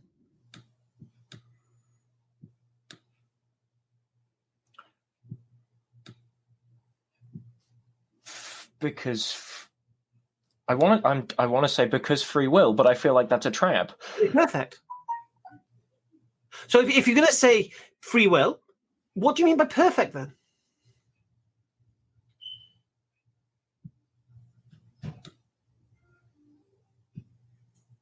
See, Brother Adam, in your heart, I think you know that these things simply do not make sense. And God would not give you a religion, a belief system that simply could not be reconciled with any form of logic or reason. And I think in your heart, actually, Adam, because you seem like a very sincere person, I think in your heart, what you've done is like you said, you've just put it into your back pocket. You've not thought about these things. And I think Hamza, mashallah, he's brought up some very, very powerful arguments because, things have to make sense. They're just simple questions, Abbas. They're very simple questions and they have to make sense, brother. So what I would say to you, Brother Adam, is that in reality, and I might be wrong, and I'm asking you the question, but whatever you've probably studied of Islam in terms of the concept of the creator, you would have to agree that makes a lot more sense and it's a lot more logical and rational. Would you accept that, Adam? I would happily say that Islam, you have to jump through very few and certainly significantly fewer logical hoops in order to. Do you know the beautiful thing about Islam, Adam? You know this sin problem you're trying to solve? Yeah. Was Adam created perfect? Then how did he sin? And how did he redeem sin? And God has to, who gets paid for? Do you know what? You know what in Islam teaches? That Allah says that if this creation, if it was His, didn't sin, He would wipe us off the face of the earth and replace us with the creation that did. So that tells you in a nutshell, Islam doesn't have a problem with sin in that way. God doesn't have a problem with sin. Yeah, we're weak. We have free will. We're easily influenced. We have an enemy that's smashing us daily, Satan. Yeah? What do you think is going to happen? But alhamdulillah, we have prophets and messengers to guide us. But we're weak and we're going to make mistakes. And what all God wants from you, all Allah wants, is for you to recognize that you made a mistake and to turn back. See, you know that fall you talk about in the Garden of Eden in the Bible and in Christianity? Mm-hmm. We don't call it the fall. We call it a slip. Yeah? And we don't say that in Garden of Eden was sin entering the world. We say it was repentance entering the world. Yeah? Because that's God is merciful. If you read the Bible, that's what you have. Repentance for sin. Yeah? Only the Day of Atonement and the blood sacrifice are unintentional sin. There's nothing to do with intentional sin. Intentional sin requires repentance. And if you've hurt somebody, you seek forgiveness from the person you've hurt. Yeah? This sin isn't a problem for God. It's like if your child misbehaves, do they have to pay you to be forgiven? Or could you just say, I get it. You were wrong. You made a mistake. I forgive you. Are you saying that we're more loving than God? That God can't turn to His creation and say, I forgive you? No worries. And you know what we're taught in Islam? If your sins are as high as a mountain, yeah, Allah says His mercy is 10 times the mountain. You just need to ask. You just need to turn to Him and say, Ya Allah, forgive me. Now, of course, this doesn't work in you cheating and lying and dinging people. You have to seek forgiveness from them because you can't be forgiven for something you've sinned somebody else unless you've asked for that forgiveness. So here's a lesson here for Muslims. Don't hold a grudge. Don't hold a grudge. This is why before you go on Hajj, you need to go to all the Muslims you've upset and try and ask forgiveness from them. Whether they give you their forgiveness is irrelevant. I'll be honest with you. If you go to somebody and say, look, I did this thing and I'm really, really sorry. And they say, I'll never forgive you. That's now between you and Allah because you've asked them, they've not forgive you. You say to Allah, look, I asked them, they didn't want to forgive me. Then Allah can forgive you this thing. It's such a beautiful system. It's a perfect system. It's a just system. It's a rational system. Nothing in Christianity makes any rational sense. Nothing. The idea of a man being perfect and sinning makes no sense. The idea that I'm being punished for something he did makes no sense. The idea that God has to come down and die and to forgive himself, to forgive us, pay himself, makes no sense. None of it makes no sense. Forget why you believe these stories are true. The stories make no sense. There's no logic to it, Adam. Absolutely nothing. Unless you can give me one thing that makes sense. I'll wait.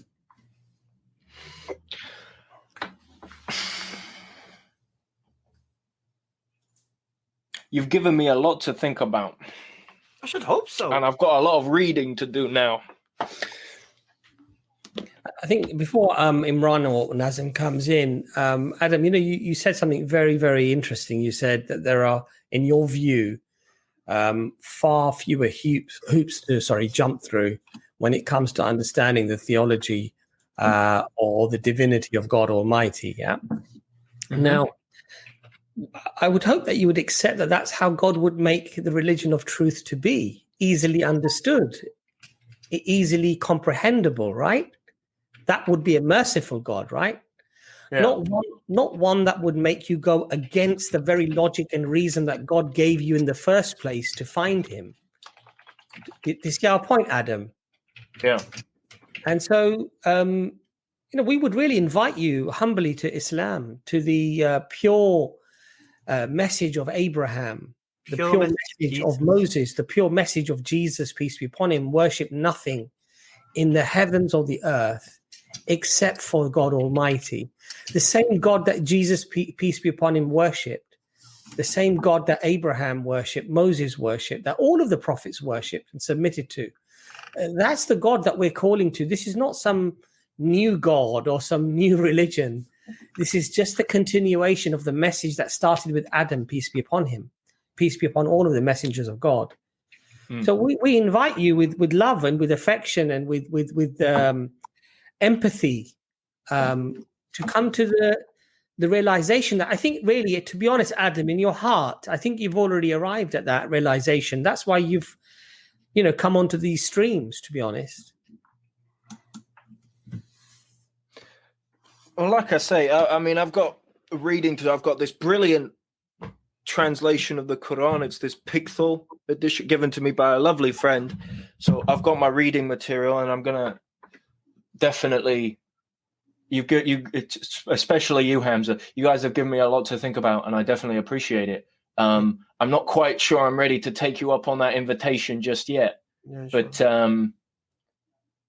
rest assured, I will be thinking. Well, just so you know, go, Adam. Let's join in Ramadan, which is on from April the 12th. I'm going to be reading from the Clear Quran every day, 12 pages, inshallah. So I'm going to read the whole Quran in English from beginning to end in the 30 days of Ramadan. So that'll be on Hamza's Den. It might be worth just popping in to check that out, inshallah. Imran, Adam, Imran, come on, man. Adam, if I may come in with just one word. I've been listening very intently to what you've been saying. I would add one additional element to your search. Just consider this fact. There is only one Quran. There is only one Quran for all the Muslims of the world.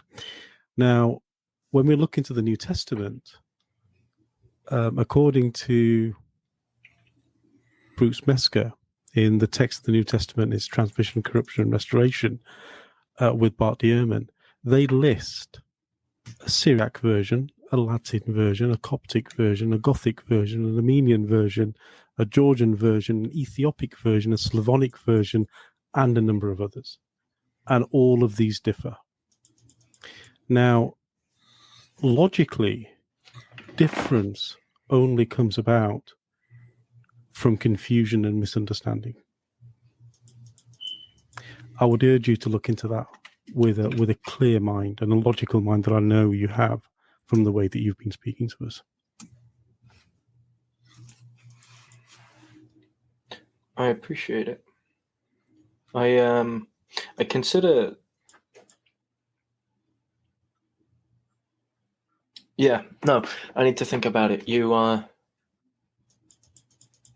Yeah, because I can definitely accept, and I feel like it would be a fool's bargain to not, that the Bible has definitely been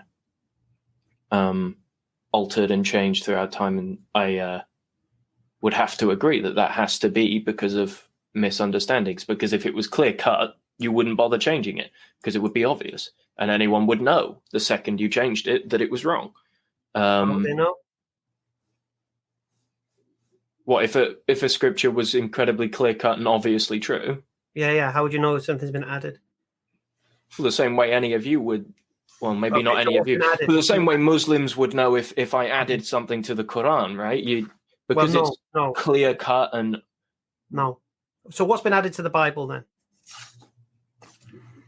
Over time, books have been taken in and taken out, and what's been added? Added depends on the time you want to talk about. There have been books chucked in at different points. So has any words of Jesus been added?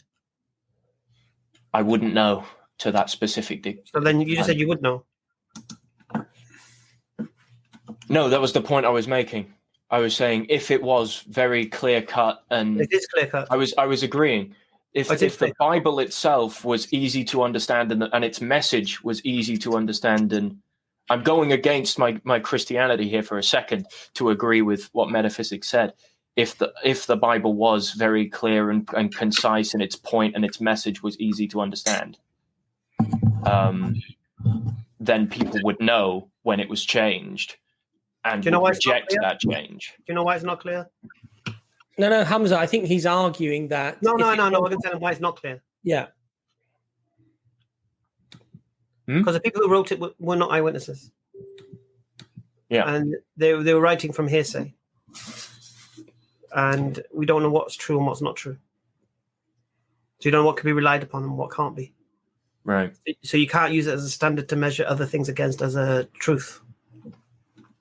And like I said to you, I didn't even need to go there. The whole idea of Christianity collapses in every facet, from the foundation to the conclusion to everything in between, and none of it makes any sense. And then when you compare it to the previous prophets, none of it makes any sense. Nobody had this idea that God was 3 in 1, and no prophets speak about this. The idea, the principle of Trinity, it wasn't found prior to the teachings of Paul. Actually, to be honest with you, I'm being unfair on Paul. Paul wasn't even a Trinitarian. Paul was a Binitarian.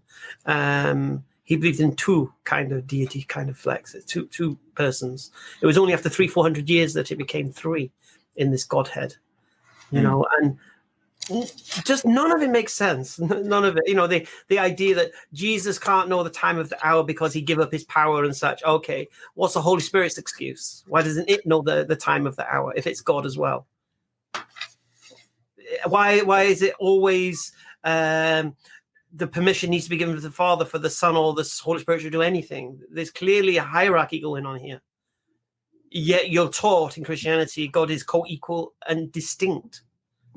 How can you be co-equal when you have a hierarchy who's commanding everything?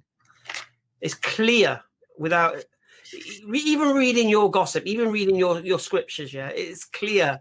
There's only one God. Jesus himself said it. Jesus himself prayed to it. If you look at the teachings of Jesus, just because he did miracles, so did prophets of the past do miracles. And Jesus himself never claimed the power was his. He always said it was the one who sent him who gave him the power. Yeah. Jesus didn't raise himself from the dead according to the scripture. He was raised by God according to the scripture. So it's God who has the power.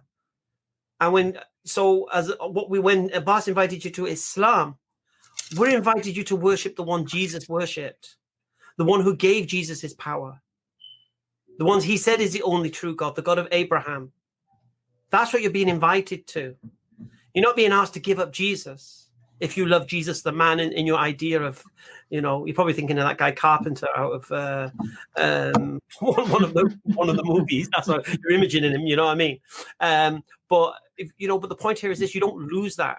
And the beautiful thing in Islam, if you love Jesus, subhanAllah, as a Muslim, you'll learn about Jesus in the sense of what he actually did say. Yeah, and then you'll realize what he actually did say refutes everything you're being taught as a Christian. So, for example, there's a verse in the Quran where Allah says to Jesus, "Did you tell the people to worship you and your mother besides me?" And Jesus, of course, never do that. So here's the thing, you see. Did Jesus tell you to worship his mother Mary? You're a Catholic, yeah? Did Jesus tell you to worship his mother? No, but I don't. Well, as a Catholic, you should do. No, I revere her. I don't worship her in You the same don't way. bow down to the statues of her. I don't bow down to them per se. No. So, so according to you, what status does Mary have in just so I understand the whole, I've given you all the facets of Christianity, which just make absolutely no sense. I just want to put cherry on the cake with Catholicism. Tell me about Mary. She is an incredibly special and revered woman as the pure vessel who carried the Son of God and then birthed him miraculously, given seed by God the Father. And so we revere her for serving that role and for being that sinless object that she was. What do you mean sinless object? As in she was pure and without sin because she carried the Son of God. Sorry, so where'd you get that from? A Catholic friend of mine a few years ago. Who told you Mary? What do you mean Mary was sinless? I thought only Jesus was sinless. See, this is what I mean when I say I've taken things, put them in my back pocket, and not thought about them very much. Yeah, that's why I said I want to put cherry on the cake, because even that makes no sense. How can Mary be sinless? I think this is one of the differences between Catholics and Protestants. I know, but that's why I'm put the cherry on the cake, because I've not really had a Catholic on the rack before, so I just want to try and understand, because every other facet makes no sense. I just wonder if the final part of the puzzle, does that make any sense as well? And it doesn't. Because, alhamdulillah, there's a whole verse in the Quran about Mary. You know that, don't you? Surah Maryam. Mm-hmm. Yeah. And we hold Mary in high esteem. Yeah? But we have limits. And and the leap you've made, she was sinless because she carried the Son of God. What is that based upon? It just sounds like a cliche. It just sounds like you know what I mean? Yeah, I get you. Doesn't sound like it's something you would say. With no substance supported. It doesn't say that in the Bible, does it? She was sinless? No, it doesn't. Not as far as I'm aware. And according to Catholics, how old was Mary? How old? I don't know. I believe she was 15, but that's from Apocrypha. No, she was 12 or something. No, it's from the Catholic Encyclopedia, mate. She was 12 and Joseph was 94. I never knew his age. It's in the Catholic Encyclopedia, mate. You're a Catholic, innit? Oh, well, yeah, fair enough. So claim to be a learned one. Right? Adam, one question. As a Catholic, do you do the Hail Mary as well? Yes. Why? What does the Hail Mary actually entail? You know? Well, I have my rosary right here. It involves several verses venerating the Holy Mother and then appealing for her intercession. Yeah. Why? Why? Because she, like any saint, can ask God on our behalf to forgive us. What? I thought you're forgiven. Jesus died for your sins? Right. You know that lion's den feeling I mentioned before? I think... God. You do know my channel's called Hamza's Den. Maybe we do. That's why I brought it up. Look, I know. Look, Adam, I know this is making you feel extremely uncomfortable, but the thing is, theology and the afterlife and your eternal well-being is a serious matter. It really is. And it's not something you put in the back pocket just to have a fuzzy, warm feeling and you can go off and play instruments. Okay. I think you're genuine. I really, from what I've heard, I think you are a genuine human being who really wants to believe in the right thing, which is why when you had the epiphany, you decided to believe in God. And I think in the absence of any other knowledge, you went with the only version that you had in front of you. What the brothers here, and I will join them in this, is to say to you is that, look, there is only one God, and there is only one truth. And that truth has been revealed to us. And the faculties to understand that truth, God has already given them to you. He has installed in you the ability to rationalize, to understand, to seek, to ask for purpose, to seek for purpose. These things are inbuilt, and you have to ask yourself why. Because it's that innate need that God has put in you to say, find me, because that's your job when you get there. On that little journey that you're on, when you go away from me and then you come back to me, well, on that little journey, one of your big tasks is to find me. And he's given you the tools to do that. And I think you're on that journey, Adam. I really do. And I would appeal to you, look, think about everything we've said and really do try to appreciate that we are saying this for the eternal goodness in this life and also the afterlife for you, because as a fellow human being, we want everyone to at least know the truth. That's all we can do. We can just inform you of the truth. Whether you decide to accept it or not, that is in your hands. It's between you and God.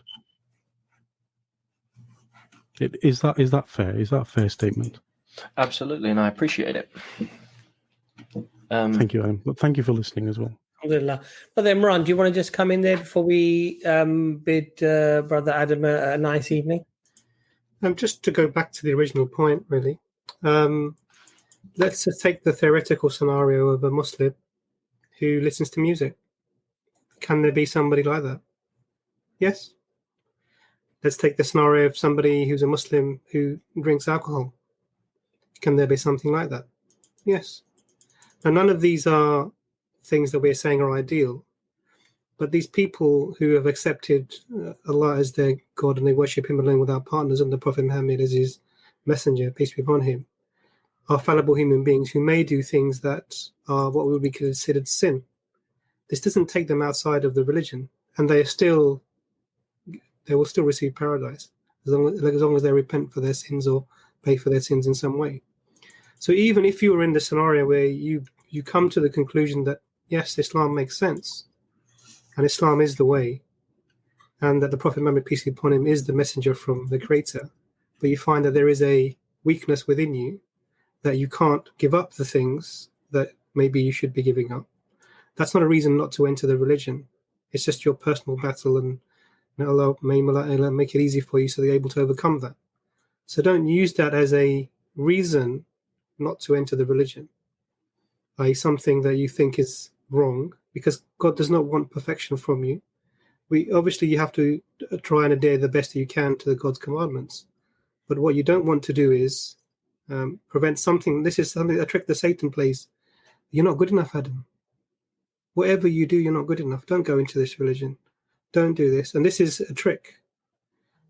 Take the step, enter the palace, and then do your best to adhere to the rules within that palace, and inshallah Allah grants you paradise. So think about everything the brothers have said to you. There's a lot of information been given to you. I'm not going to add on to that, but I'm just going to say that don't use a personal weakness or a personal proclivity that you have to prevent you from taking the most important step.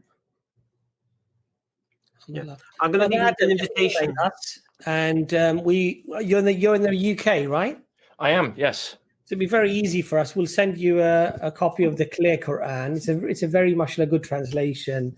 We'll send that to you absolutely free of charge. Just email us. I think you may have our email in the private chat, or Anis can maybe put it on, or one of us can put it on the screen. And then do keep in touch, brother. Oh, well, thank you for your kindness. I greatly appreciate it. Lovely. Nice to have you on. Adam, I'd like to extend an invitation to you as well. Mm-hmm. Because you may have felt, ambushed today with the questions. And you may have thought to yourself, okay, it's a good question. I don't have the answer, but I think if I speak to my priest or my friend, they'll be able to answer for me and cure my doubts, if you like. In 2 weeks' time, inshallah, on EFDawah, we have something called the Perfect Storm, which is me, Brother Abbas, and Brother Imran. And we'll give you 2 weeks. Watch this segment back with your Christian friends, with your pastor, with your priests, whomever, with your Bibles, get your markers out and whatever it is. And we'll put your faith through the test again in 2 weeks. Would you be up for that? Because you know the questions they're going to ask you. I want to say yes, but I'm also terrified that I'll say yes and then come back and then be proven wrong again. At least then you'll know what the truth is. Oh, no, sorry, I shouldn't even say that. Because here's the other thing I just want to say. Just because we demonstrate Christianity makes no sense and it's got no foundation and it's a kind of delusional kind of belief, that doesn't itself make Islam true. So what I think would be only fair, that if we managed to, after you went away and did your research and you came back and we still demolished it, you can then, I'll reverse perfect storm and you can grill us on Islam. You can ask us those questions. Then you'll know the truth. I appreciate it. Thank you. So messages on EFDawah, inshallah, and then we'll link it up. Don't be afraid of the truth. You all have a great evening and don't shave. Yourself, Adam. Take care, dude. Take care. Take care, Adam. That was nice. Nice breath of fresh air, that wasn't it? That's very nice. And then I can see Terry just looking at it. He's ready for it. But we've nearly done 2 hours already, subhanAllah. Brother, we're we're going to, inshallah, try to get 1 or 2 other people on. Let's bring Terry on then. Let's bring Terry on. Should we bring Terry on? Okay, go on then. I like Terry. He's sincere, but sincerely wrong, but I like him. How you doing, dude? How are you doing today? Well, absolutely fine. How are you doing? Good, mate. Always good, mate. You see my username? MashaAllah. You should say the one who was humbled by Zakir Hussain, to be honest with you. I would like to thank you again for your hospitality. And I would like to, I had an epiphany. And after I came on your show, I realized that Jesus Christ actually disciplined me. Can you guys hear me? Yeah, we can hear you. Yeah. All right, perfect. Jesus Christ disciplined me by leading me into the lion's den, where I was, how can I say, troubled or shaken up by the presentation that was given by you and Zakir Naik, right? That's his name? No, Zakir Hussain. Hussein, I'm sorry. So I'd like to thank Jesus Christ for this opportunity, the opportunity of disciplining me, because my ego was taken over. I was getting too prideful, too comfortable, too complacent. And as it is written in the Psalms, the weak shall inherit the earth. So that opportunity allowed me to re-examine my beliefs and where I stand, and to repair the breach. Because the place of least resistance is a place where the enemy of the gospel will invest his time. That being established, I want to make it clear when I say I come to you humbly after our experience, it's not suggesting that what was presented to me was any way, shape, or form true or factual. And let me give one perfect example. You remember I came on your show yesterday and I said I would need to do some study to consider what was presented to me, especially given the fact that I gave a bad rapport. I made Christianity look bad, and it hurt my feeling for me to see myself doing that, not sanctifying the name of Jesus Christ. So, and I would like to stress, give a perfect example. When I say I was humbled, I'm not suggesting that what was presented was true. And I want to focus on Zakir Hussain. What he presented I'm not conceding that what he said was true. Okay. Because I said, just let me stop you, Terry. What did he say? What did he say that you don't believe was true? There's a lot of things, but I'm gonna focus on one thing. Yeah, It was Isaiah 53, where I believe, as a Christian, it stipulates the death, burial, and resurrection. Now, the main focus of Zakir Hussain was to suggest that because zara or seed is used in a literal sense, that the whole chapter has to be considered in a literal sense. Now, I provided many arguments during our exchange that contradicts that. You didn't. Let me just finalize, because I don't want to take too much of your time. I just want you to understand where I'm coming from, because I understood what you said, and I did my research. Remember, I said I will do my research. But you didn't. You didn't on the day come with any arguments against what was said. Let me stipulate what I said, and then let me respond to the challenge that Zakir Hussein made to me, because I did my study. Again, I was humble. I saw my ego, and I said, okay, let me fortify my shield. We can see that. We can see you've been humbled, man. It's good to see. No, definite. I had people on your show who said, hey, it's the first time I saw him shaking up. So some people are actually... You're still shaking up. Yes, I was definitely shaking up. It's good. Yeah. So what I presented is to establish my point of the death, burial, and resurrection is the fact that it says he will be a sin offering. Throughout all scripture, a sin offering has to be killed. I said he will be put in the grave. I said that he would give his life as pour his life, his soul to death. That's all established in Isaiah 53. And all those terms, I did my research, never used in a metaphorical way. Never. So now that I've shown that 99% of what I believe in is established, now let me establish the 1%, that little mistake that I made, why it is not consistent or valid. His point was the word zara or seed is always used in a literal sense when it's concerning a person. No, he said when it's used for a person, it always means offspring. That's what he said. Thank you for establishing that. Now, what I did is went to my concordance and went through hundreds and hundreds of verses to disprove that. And I have two witnesses that totally disprove that. What's first proof? Jeremiah 2:15, Jeremiah 2:21. Jeremiah 2:21. Go ahead. And it says that the seed is Israel, that God plants and becomes a vine. And that... Say it again, sorry? The seed, Zara, is Israel, which God plants and becomes a vine. Yeah, but that's not a human being. Israel is consists of people. No, it's a nation. No. We talk about a human being. When you talk about somebody's seed, when it's talk about some person's seed, some human being's seed.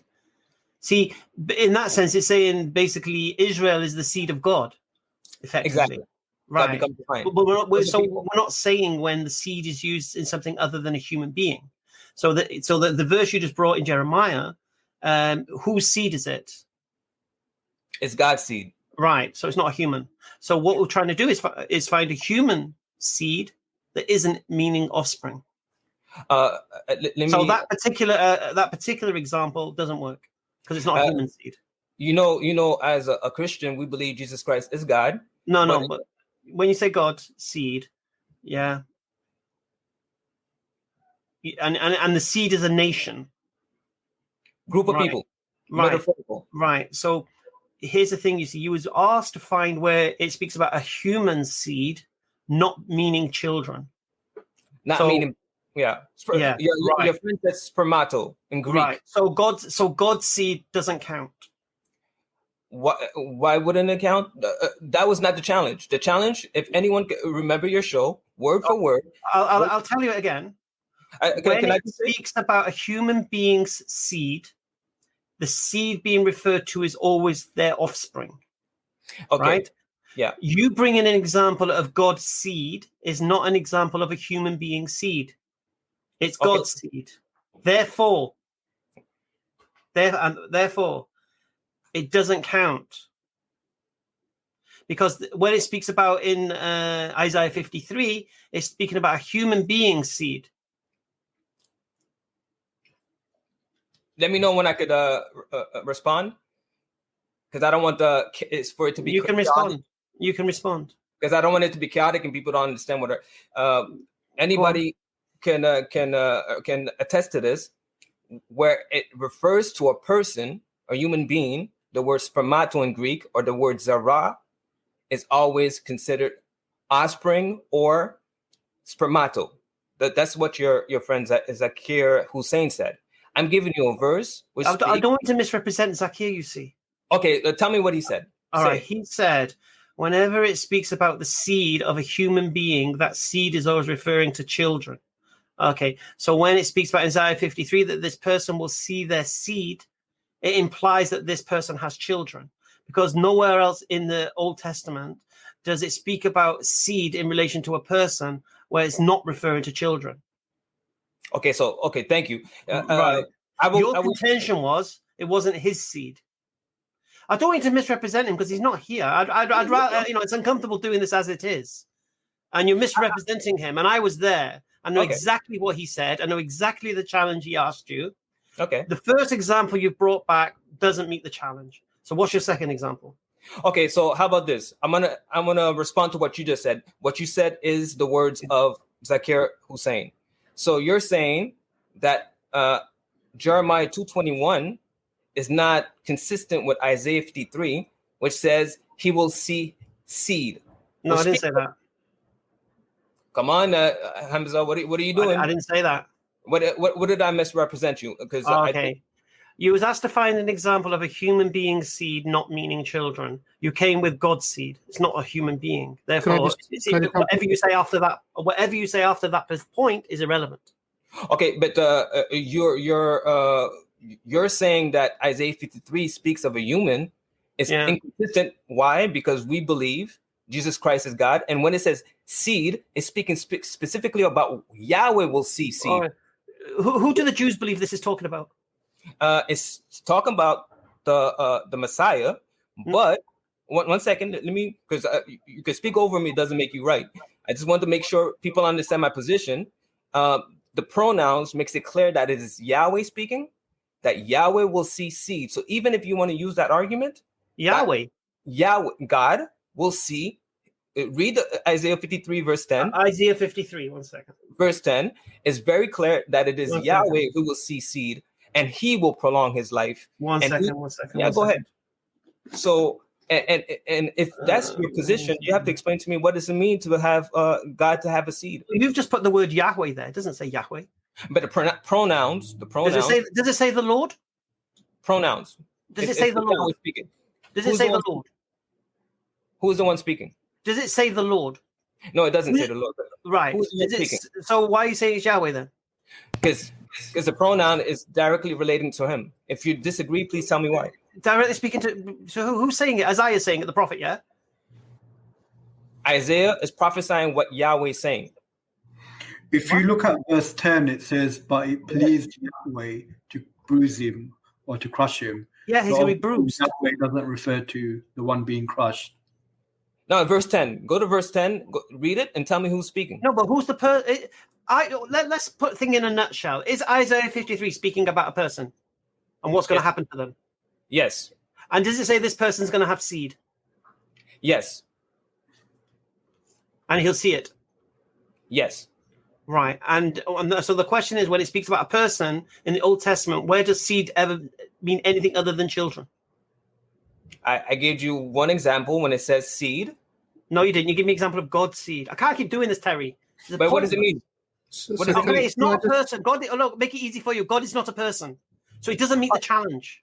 Your challenge was find a verse in the Old Testament where it refers, whether you have a person having seed, not meaning offspring. That's it. That's the challenge. Come and telling me God said he'll have seed and that seed is Israel is not the challenge. Don't you get this? Okay. Thank you very much. Let me know if I am allowed to respond. Terry, I'm done. Take care, dude. Okay, no problem. I'll do it. Good to see you humble. It's good to see you humble, but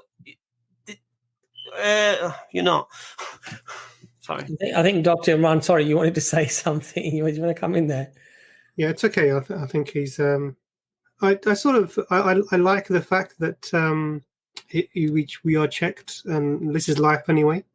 Life it teaches you to check yourself, and we're taught to be humble. So I think the only point that I was going to make is that whenever I've seen, because all you have to do really is to go to Jewish interpretations and translations of Isaiah 53, and I make it very, very clear. Verse 10 says, "Yet it was the Lord's will to crush him," and this is the point that Nazam was making, "and cause him to suffer. And though the Lord makes his life an offering for sin, yet he will see his offspring and prolong his days." So the Lord and he who is suffering are separate. And also the fact that he will, an offspring is, I'm getting this from the NIV. Obviously the word is zero. We know this from your discussion. Who likes the KJV? Excuse me. And it says he will see his offspring and prolong his days. Obviously, according to the narrative, Jesus didn't see any of his offspring in the sense that it would be applied to a human being. The example you brought is interesting. Jeremiah 2:21, you said. And this here, we can tell immediately from the way this sentence is constructed that it's talking metaphorically. It's not talking about a human being and the seed. And the distinction being made to you, brother, is that in Isaiah 53, this is talking about an individual who he will see his offspring, and not only that, prolong his days, he will live a long time.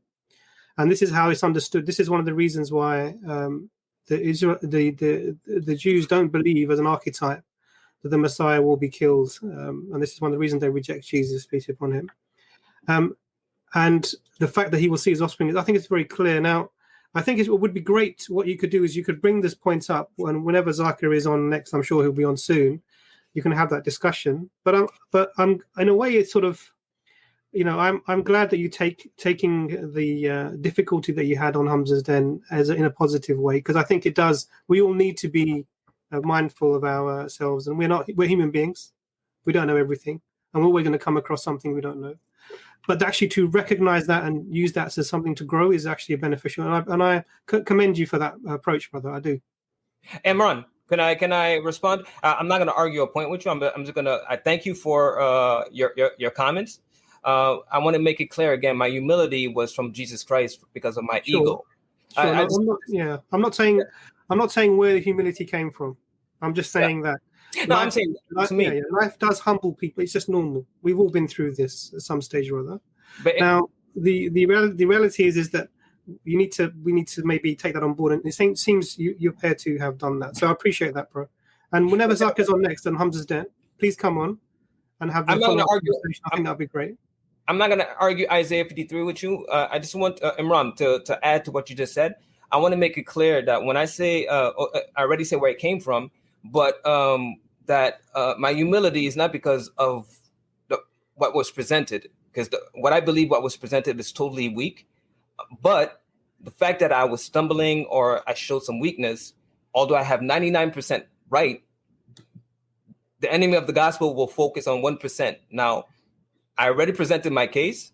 Now, because it says God's seed is not good enough, I don't know what the argument is, but it's okay. Imran, I want to make it clear that that I appreciate that you actually paid attention to what I was saying, because when I went to Hamza's Den, a lot of people was talking over me, so I can't even establish a point. So that is not, to me, is not what you can consider dawah. Terry, like what you're doing right now. Just so you know, just so you know, the video's up there on Hamza's Den. I know. Right, and everybody will see exactly what you did. Zaki would make a point. You'd concede the point. Then later on in the conversation, you bring that point to support you again.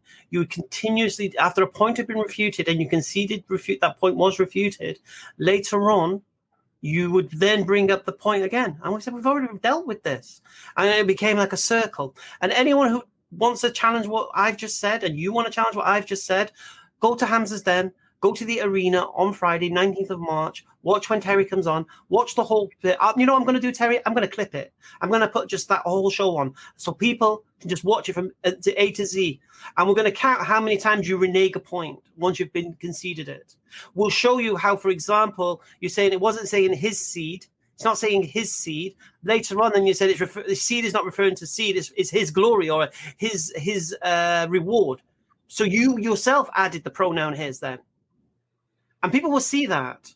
And maybe you didn't see that or you didn't realize what you were doing. I did. That's why I came humbly. I said I was. Right. So that's the point, you see. Because but it's so frustrating. Point. It's so frustrating where somebody comes with a premise and you demonstrate that premise is false and here's why. That person says, you know what, I'm not going to dispute you. I'll concede that premise. And later on, you rely on that premise to support your next argument. That is so frustrating, mate. I do agree with you. It really, really is. And you've got to get out of this habit. You've got to, if you're wrong on a point, you're wrong on a point. Now, the irony is you still think you're right. You still think this is not speaking about a person. Hamza. Yeah. And you know what I found really amazing? Even when the King James Bible said he shall see his seed, your response was, I don't trust English translations. So even English translations of the Bible you don't accept. And then it just became a madness. But anyway, I don't want people to think I'm misrepresenting your position and I'm changing what was said. And so I'm going to clip that segment of you. Everyone can watch you and Zakir. You can see what the arguments were presented. They will see today from this particular clipping here that what you've come with is not in response to what was asked of you. You need to bring a person, a human being, who's referred to in the Old Testament that has seed, and that seed is talking about something other than children. That's all you need to do. If you can't do that, you're in no position to say, in this case, this seed is not referring to people because it doesn't suit your narrative. That's it, Terry. Terry, nice to have you on. Thank you. Yeah. You're right, Hamza. You're right. Just watch the clipping again and take notes, and you'll see it, bro. And, truth is truth. I said this many, many times, Terry. I know you keep doing this thumbs up and because you think I'm talking too much. But anyway, you're sincere. But Are you sincere? Are you sincere, Hamza? You're sincere. Are you sincerely wrong? Are you sincere, Hamza? Yes. How can you be sincere when you're speaking a monologue and not give me a couple of seconds to address what you're saying? Because you said a lot. I'm going to do a video, but I'm just saying, why would you say you're sincere? I'll tell you why, Terry. Because I didn't ask you. I'll tell you why, Terry. I didn't ask you a question. I didn't ask you to give a commentary. I told the people to go watch the stream to see what you said, and they will judge whether or not what I'm saying today is correct. There's nothing for you to respond to that. There is no response. What are you going to say? Don't show the stream? I'll show the stream. Have a nice evening, Terry. Take care, Terry. Okay, so I think we've pretty much come to the end of the stream. Do you want to get one more person on, Hamza, or what do you think? Imran? We've got a Rob there and liquids. Should we get our favourite guy, Rob on? Should we see what he's got to say, what nonsense he's come with? Hello, Rob. What nonsense you got today, Rob? Hello, Rob. How are you doing? You all right? Okay, so I've got a point that I don't come across very often. Oh, please. Okay, so can I ask you guys, do you believe if Allah enters into this dunya? Oh, okay. No. Imran, you're muted. Could you just make your point, please, Rob, rather than trying to? No, because you'll see what he's trying why to say I'm is, I'll tell you exactly what he's trying to say. If the heavens is part of creation, and you say God doesn't enter into creation, then how can he enter into the heavens? It's a Bob the Builder argument, isn't it, Rob? I've never heard Bob the Builder talk about this. Oh, don't this, talk nonsense to me, mate. Don't talk garbage, mate. Because I can smell it, mate. Let's let Imran get in first this time. Imran, come on, the floor's yours. No, it's okay. Let the I think this is open forum. Floor is yours is another show. I'm just so joking. you can let Rob make his point, inshallah, and then we can go from there. Yeah? Rob, make your point. Go for it. Okay, so if we look at Quran 7:157, it says that we can find Muhammad in the Old Testament and the New. Yeah. Does it? So where does it say that? In Quran 7:157. Where does it say Old Testament anywhere in the Quran or New Testament? Yeah, in Surah 7:157. No, where does it say Old Testament or New Testament in the Quran? Anywhere? No, it says you can find the description of Muhammad in the Old Testament. Where and the does New. the words Old Testament and New Testament appear in the Quran? I think we're at cross purposes, Hamza. It says you can find the description of Muhammad. Can I make it easy for you? In the Quran Torah never mentions and the New Testament, Testament, mate. The Quran never mentions the New Testament. I'm pretty sure it says the New Testament in Quran. No, it doesn't mention it, mate. Doesn't mention it. Have you got the verse there? It doesn't. Which? Yes, Rob. It says gospel. Okay, gospel. Okay, the Torah gospel. and the gospel. Yeah, but the New Testament is not the gospel. Okay. I'll give you the benefit of the doubt. Let's say if it's the Injil that's been lost, yeah? Okay, so we've got the Quran saying that Muhammad is found in the Torah and the Injil, yeah? Right. Okay. So you've already agreed, or as far as you're concerned, that Allah does not enter into this dunya. What? So why is it that in the Torah we can see that Allah entered into the Garden of Eden, or God entered into the Garden of Eden, and yet we've got the, Rob, do you know what your problem Quran is? Rob, do you know telling us. Do you know what the problem is? Well, you know, I mean, do you believe in Islam or not?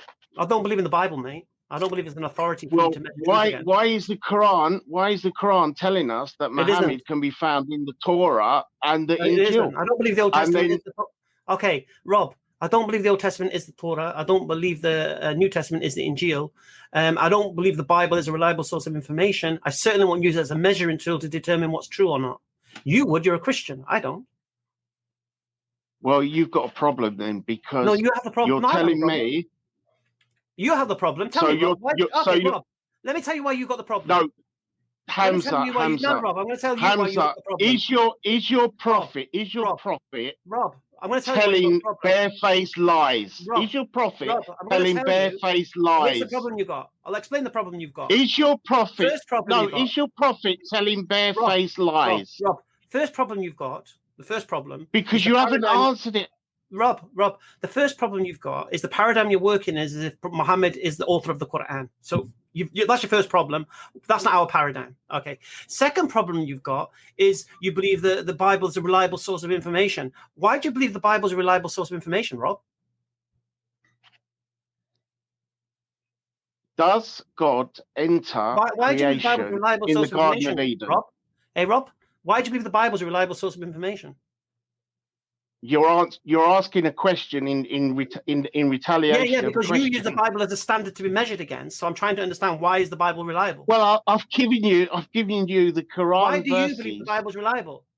Which is saying not only have the Christians lied, Rob, but the Jewish have lied as well. Rob, why do you believe the Bible's reliable, mate? You've accused the Jews of lying, Rob, and you've accused the Christians of lying. Rob, why do you believe the Bible? Can't you see the dilemma, Hamza? Can't you see the dilemma? There is no dilemma. Here's your dilemma. You can't support the idea of a reliable Bible. And therefore, if you can't have a reliable Bible, how are you going to measure anything against it to determine the truth? Your standard is flawed. Yes, I'm serious. Tell me why you believe the Bible is reliable, Rob. Can't you defend your Bible? You've got a serious problem. You've got a serious problem. Can't you defend your Bible, Rob? You've got a serious problem. Can't you defend your Bible? I am. That's what I'm trying to do. That's what I'm trying to do. So you're telling me you believe the Bible is reliable because the Quran tells you so? Is that what you're saying? I believe God entered into the Garden of Eden. Why do you believe the Bible is reliable? We're going on to a totally different topic. No, you brought the Bible as your standard of truth. So it's the same topic. Okay. So what you're telling me, you're telling me the Jews have lied, the Christians have lied. Rob? Just give me your answer. Why do you believe the Bible's reliable? Why are you a Christian? Why do you believe in the teachings of the Bible? Why do you think it's a reliable source of historical information? Why, Rob? So everybody's altered their books. Why do you believe it's a reliable source of information, Rob? Can I just answer a simple question? Well, yeah, but I've asked a question, but you're just asking another question. You've asked a question. Then you use your Bible as a standard to measure our answer against, okay? So I want to know, why is your Bible so special? Why should it be the standard that all's measured against? What is so fantastic about your Bible? Why is it so reliable that everything it says must be measured up against with everything else? If something doesn't match it, then it's wrong. Where'd you get the surety from? Where'd you get this assurance that your Bible's a reliable source of information and you could trust what it says? Where'd you get this information from, Rob? So the Christians have lied, the Jews have lied, but it's only the Muslims. I tried. It's like flipping flogging a dead horse. And that ended the show. With the point about the Genesis, about God walking on earth, the problem is you can't take that literally, because if you do take it literally, then there's many other passages that contradict that particular verse. So, for example, just one example, 1 Kings chapter 8, verse 27 says, but will God really live on earth while even the highest heavens cannot contain you? So in other words, God doesn't enter into creation or space, even according to the Bible. Anybody who comes across Rob on Facebook, live streams, ask him a simple question. Why do you believe the Bible's reliable, Rob? That's got to be his question. Now, whenever you meet him on any streams, he's got to answer that question. You muted it, boss. I think Brother Abdul Rahman Hashim has been waiting an awfully long time. Can we just give him like 30 seconds? Because go on.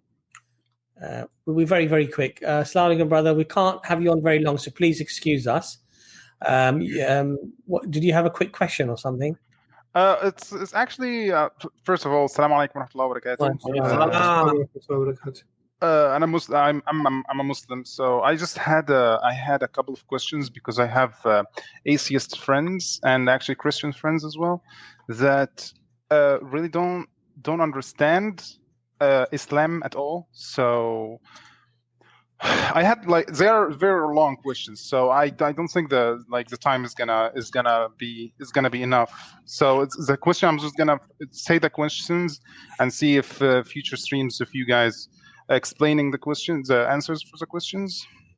The questions are: how can I use the God creating Allah? Let's say correctly, Allah creating the universe. Brother Abdurrahman, sorry, I do.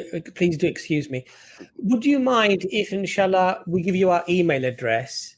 And then just remind us that I came onto the stream and these are my questions, because I think we might be able to really help you and give you good answers that way. Otherwise, you can come on to the floor is yours, which is Dawah Clinic on Thursday. The Dawah Clinic, sorry, where basically Muslims can come on and they can ask these sort of Dawah related questions. That would really be a more suitable stream. So, but by all means, do email us, inshallah. Put your questions down, and we will certainly try to answer as many of them, if not all of them, for you. Is that okay, brother? Yes, that is definitely. Sorry, you were waiting a long time, so I do apologize. No problem. No. I know you guys are doing a very. Well, to be honest with you, in our defense, it is for non-Muslims. This show. But anyway. Yes. That's why I was waiting. Taking a space for a non-Muslim. Jazakallah khair, brother. Thanks a lot. That's why.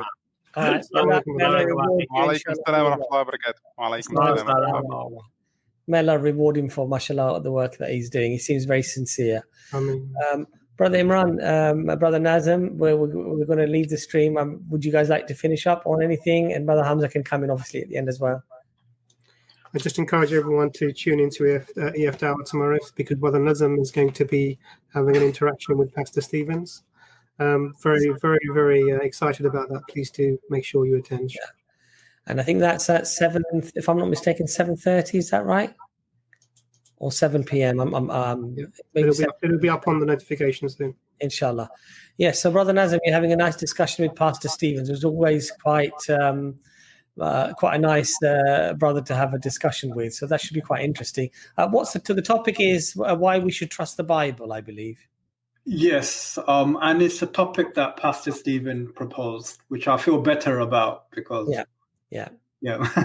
Quite interesting. Because normally I don't like these types of topics. I don't like the negativity, but since Pastor Stephen is the one who suggested it, it's better that way. So so if hopefully it's not just me, but it will be informal, and hopefully more people can contribute and join in, whether Muslim or non-Muslim. Inshallah. All right. So from me, big assalamu alaikum before I hand over to Hamza, inshallah. And apologies to all the brothers who are waiting in the back chat. We couldn't get you on. We do apologize, but it's really, it's just approaching midnight now. And I know Brother Imran's been working all day and he's probably got an early start in the morning as well. I do. Inshallah, we will have to end it here. Hamza, last words to you, inshallah. Okay, inshallah. Yeah, as I said, on Thursday, mashallah, Dawah Clinic, where Muslims, you're welcome to come on the stream. We won't kick you. Alhamdulillah. We'll be happy to hear your salams. So basically, Dawah Clinic is where we help with your Dawah dilemmas. Maybe you've come across a question you've been asked you couldn't answer. Maybe you're trying to work out how you deal with that pesky Jehovah's Witness or Mormon that keeps bugging you every time you're on your way to work, or whatever it may be. Alhamdulillah, we'll give you the answers, inshallah. Whether it's atheists and their crazy claims about sky daddies, we're here to deal with all of that, alhamdulillah. And then, inshallah, we're back in the den on... No, we're not back in the den. I think I'm going to take a Friday off this week, actually. So there's nothing in the den. Den's going to be empty like tumbleweed. Alhamdulillah. I think you got Trini Talks. Is Trini Talk on a Tuesday? Usually is. That depends on whether he charges. Oh yeah, I don't think he's feeling well. And of course, Dawah Wise will have something up their sleeve, some secret guest to pop out, alhamdulillah, and that's on a Wednesday, inshallah. But yeah, so and obviously don't forget to check out Jordan M. He's been mass reported on TikTok, and he's going back to he's going to Instagram, and he's going to do YouTube shorts, mashallah. So make sure you check out Jordan M. Oh yeah, Wednesday, Benekra Gaming. Me and Ben are continuing our Ark Survival. So that's gonna be 3:00 though. So sorry, kids, you'll be on your way home from school. Right, so on that note, it's just turned midnight. We'll alhamdulillah. Big assalamu alaikum wa rahmatullahi wa barakatuh. I felt good slapping Rob. I love that. Adam was great as well. I'm glad Adam came on. Adam was beautiful. See what you see. I had to have balance to myself because I was so nice with Adam. I had to like even things up at the end. Alhamdulillah. Okay, guys. Assalamu alaikum, everybody. Inshallah. See you when.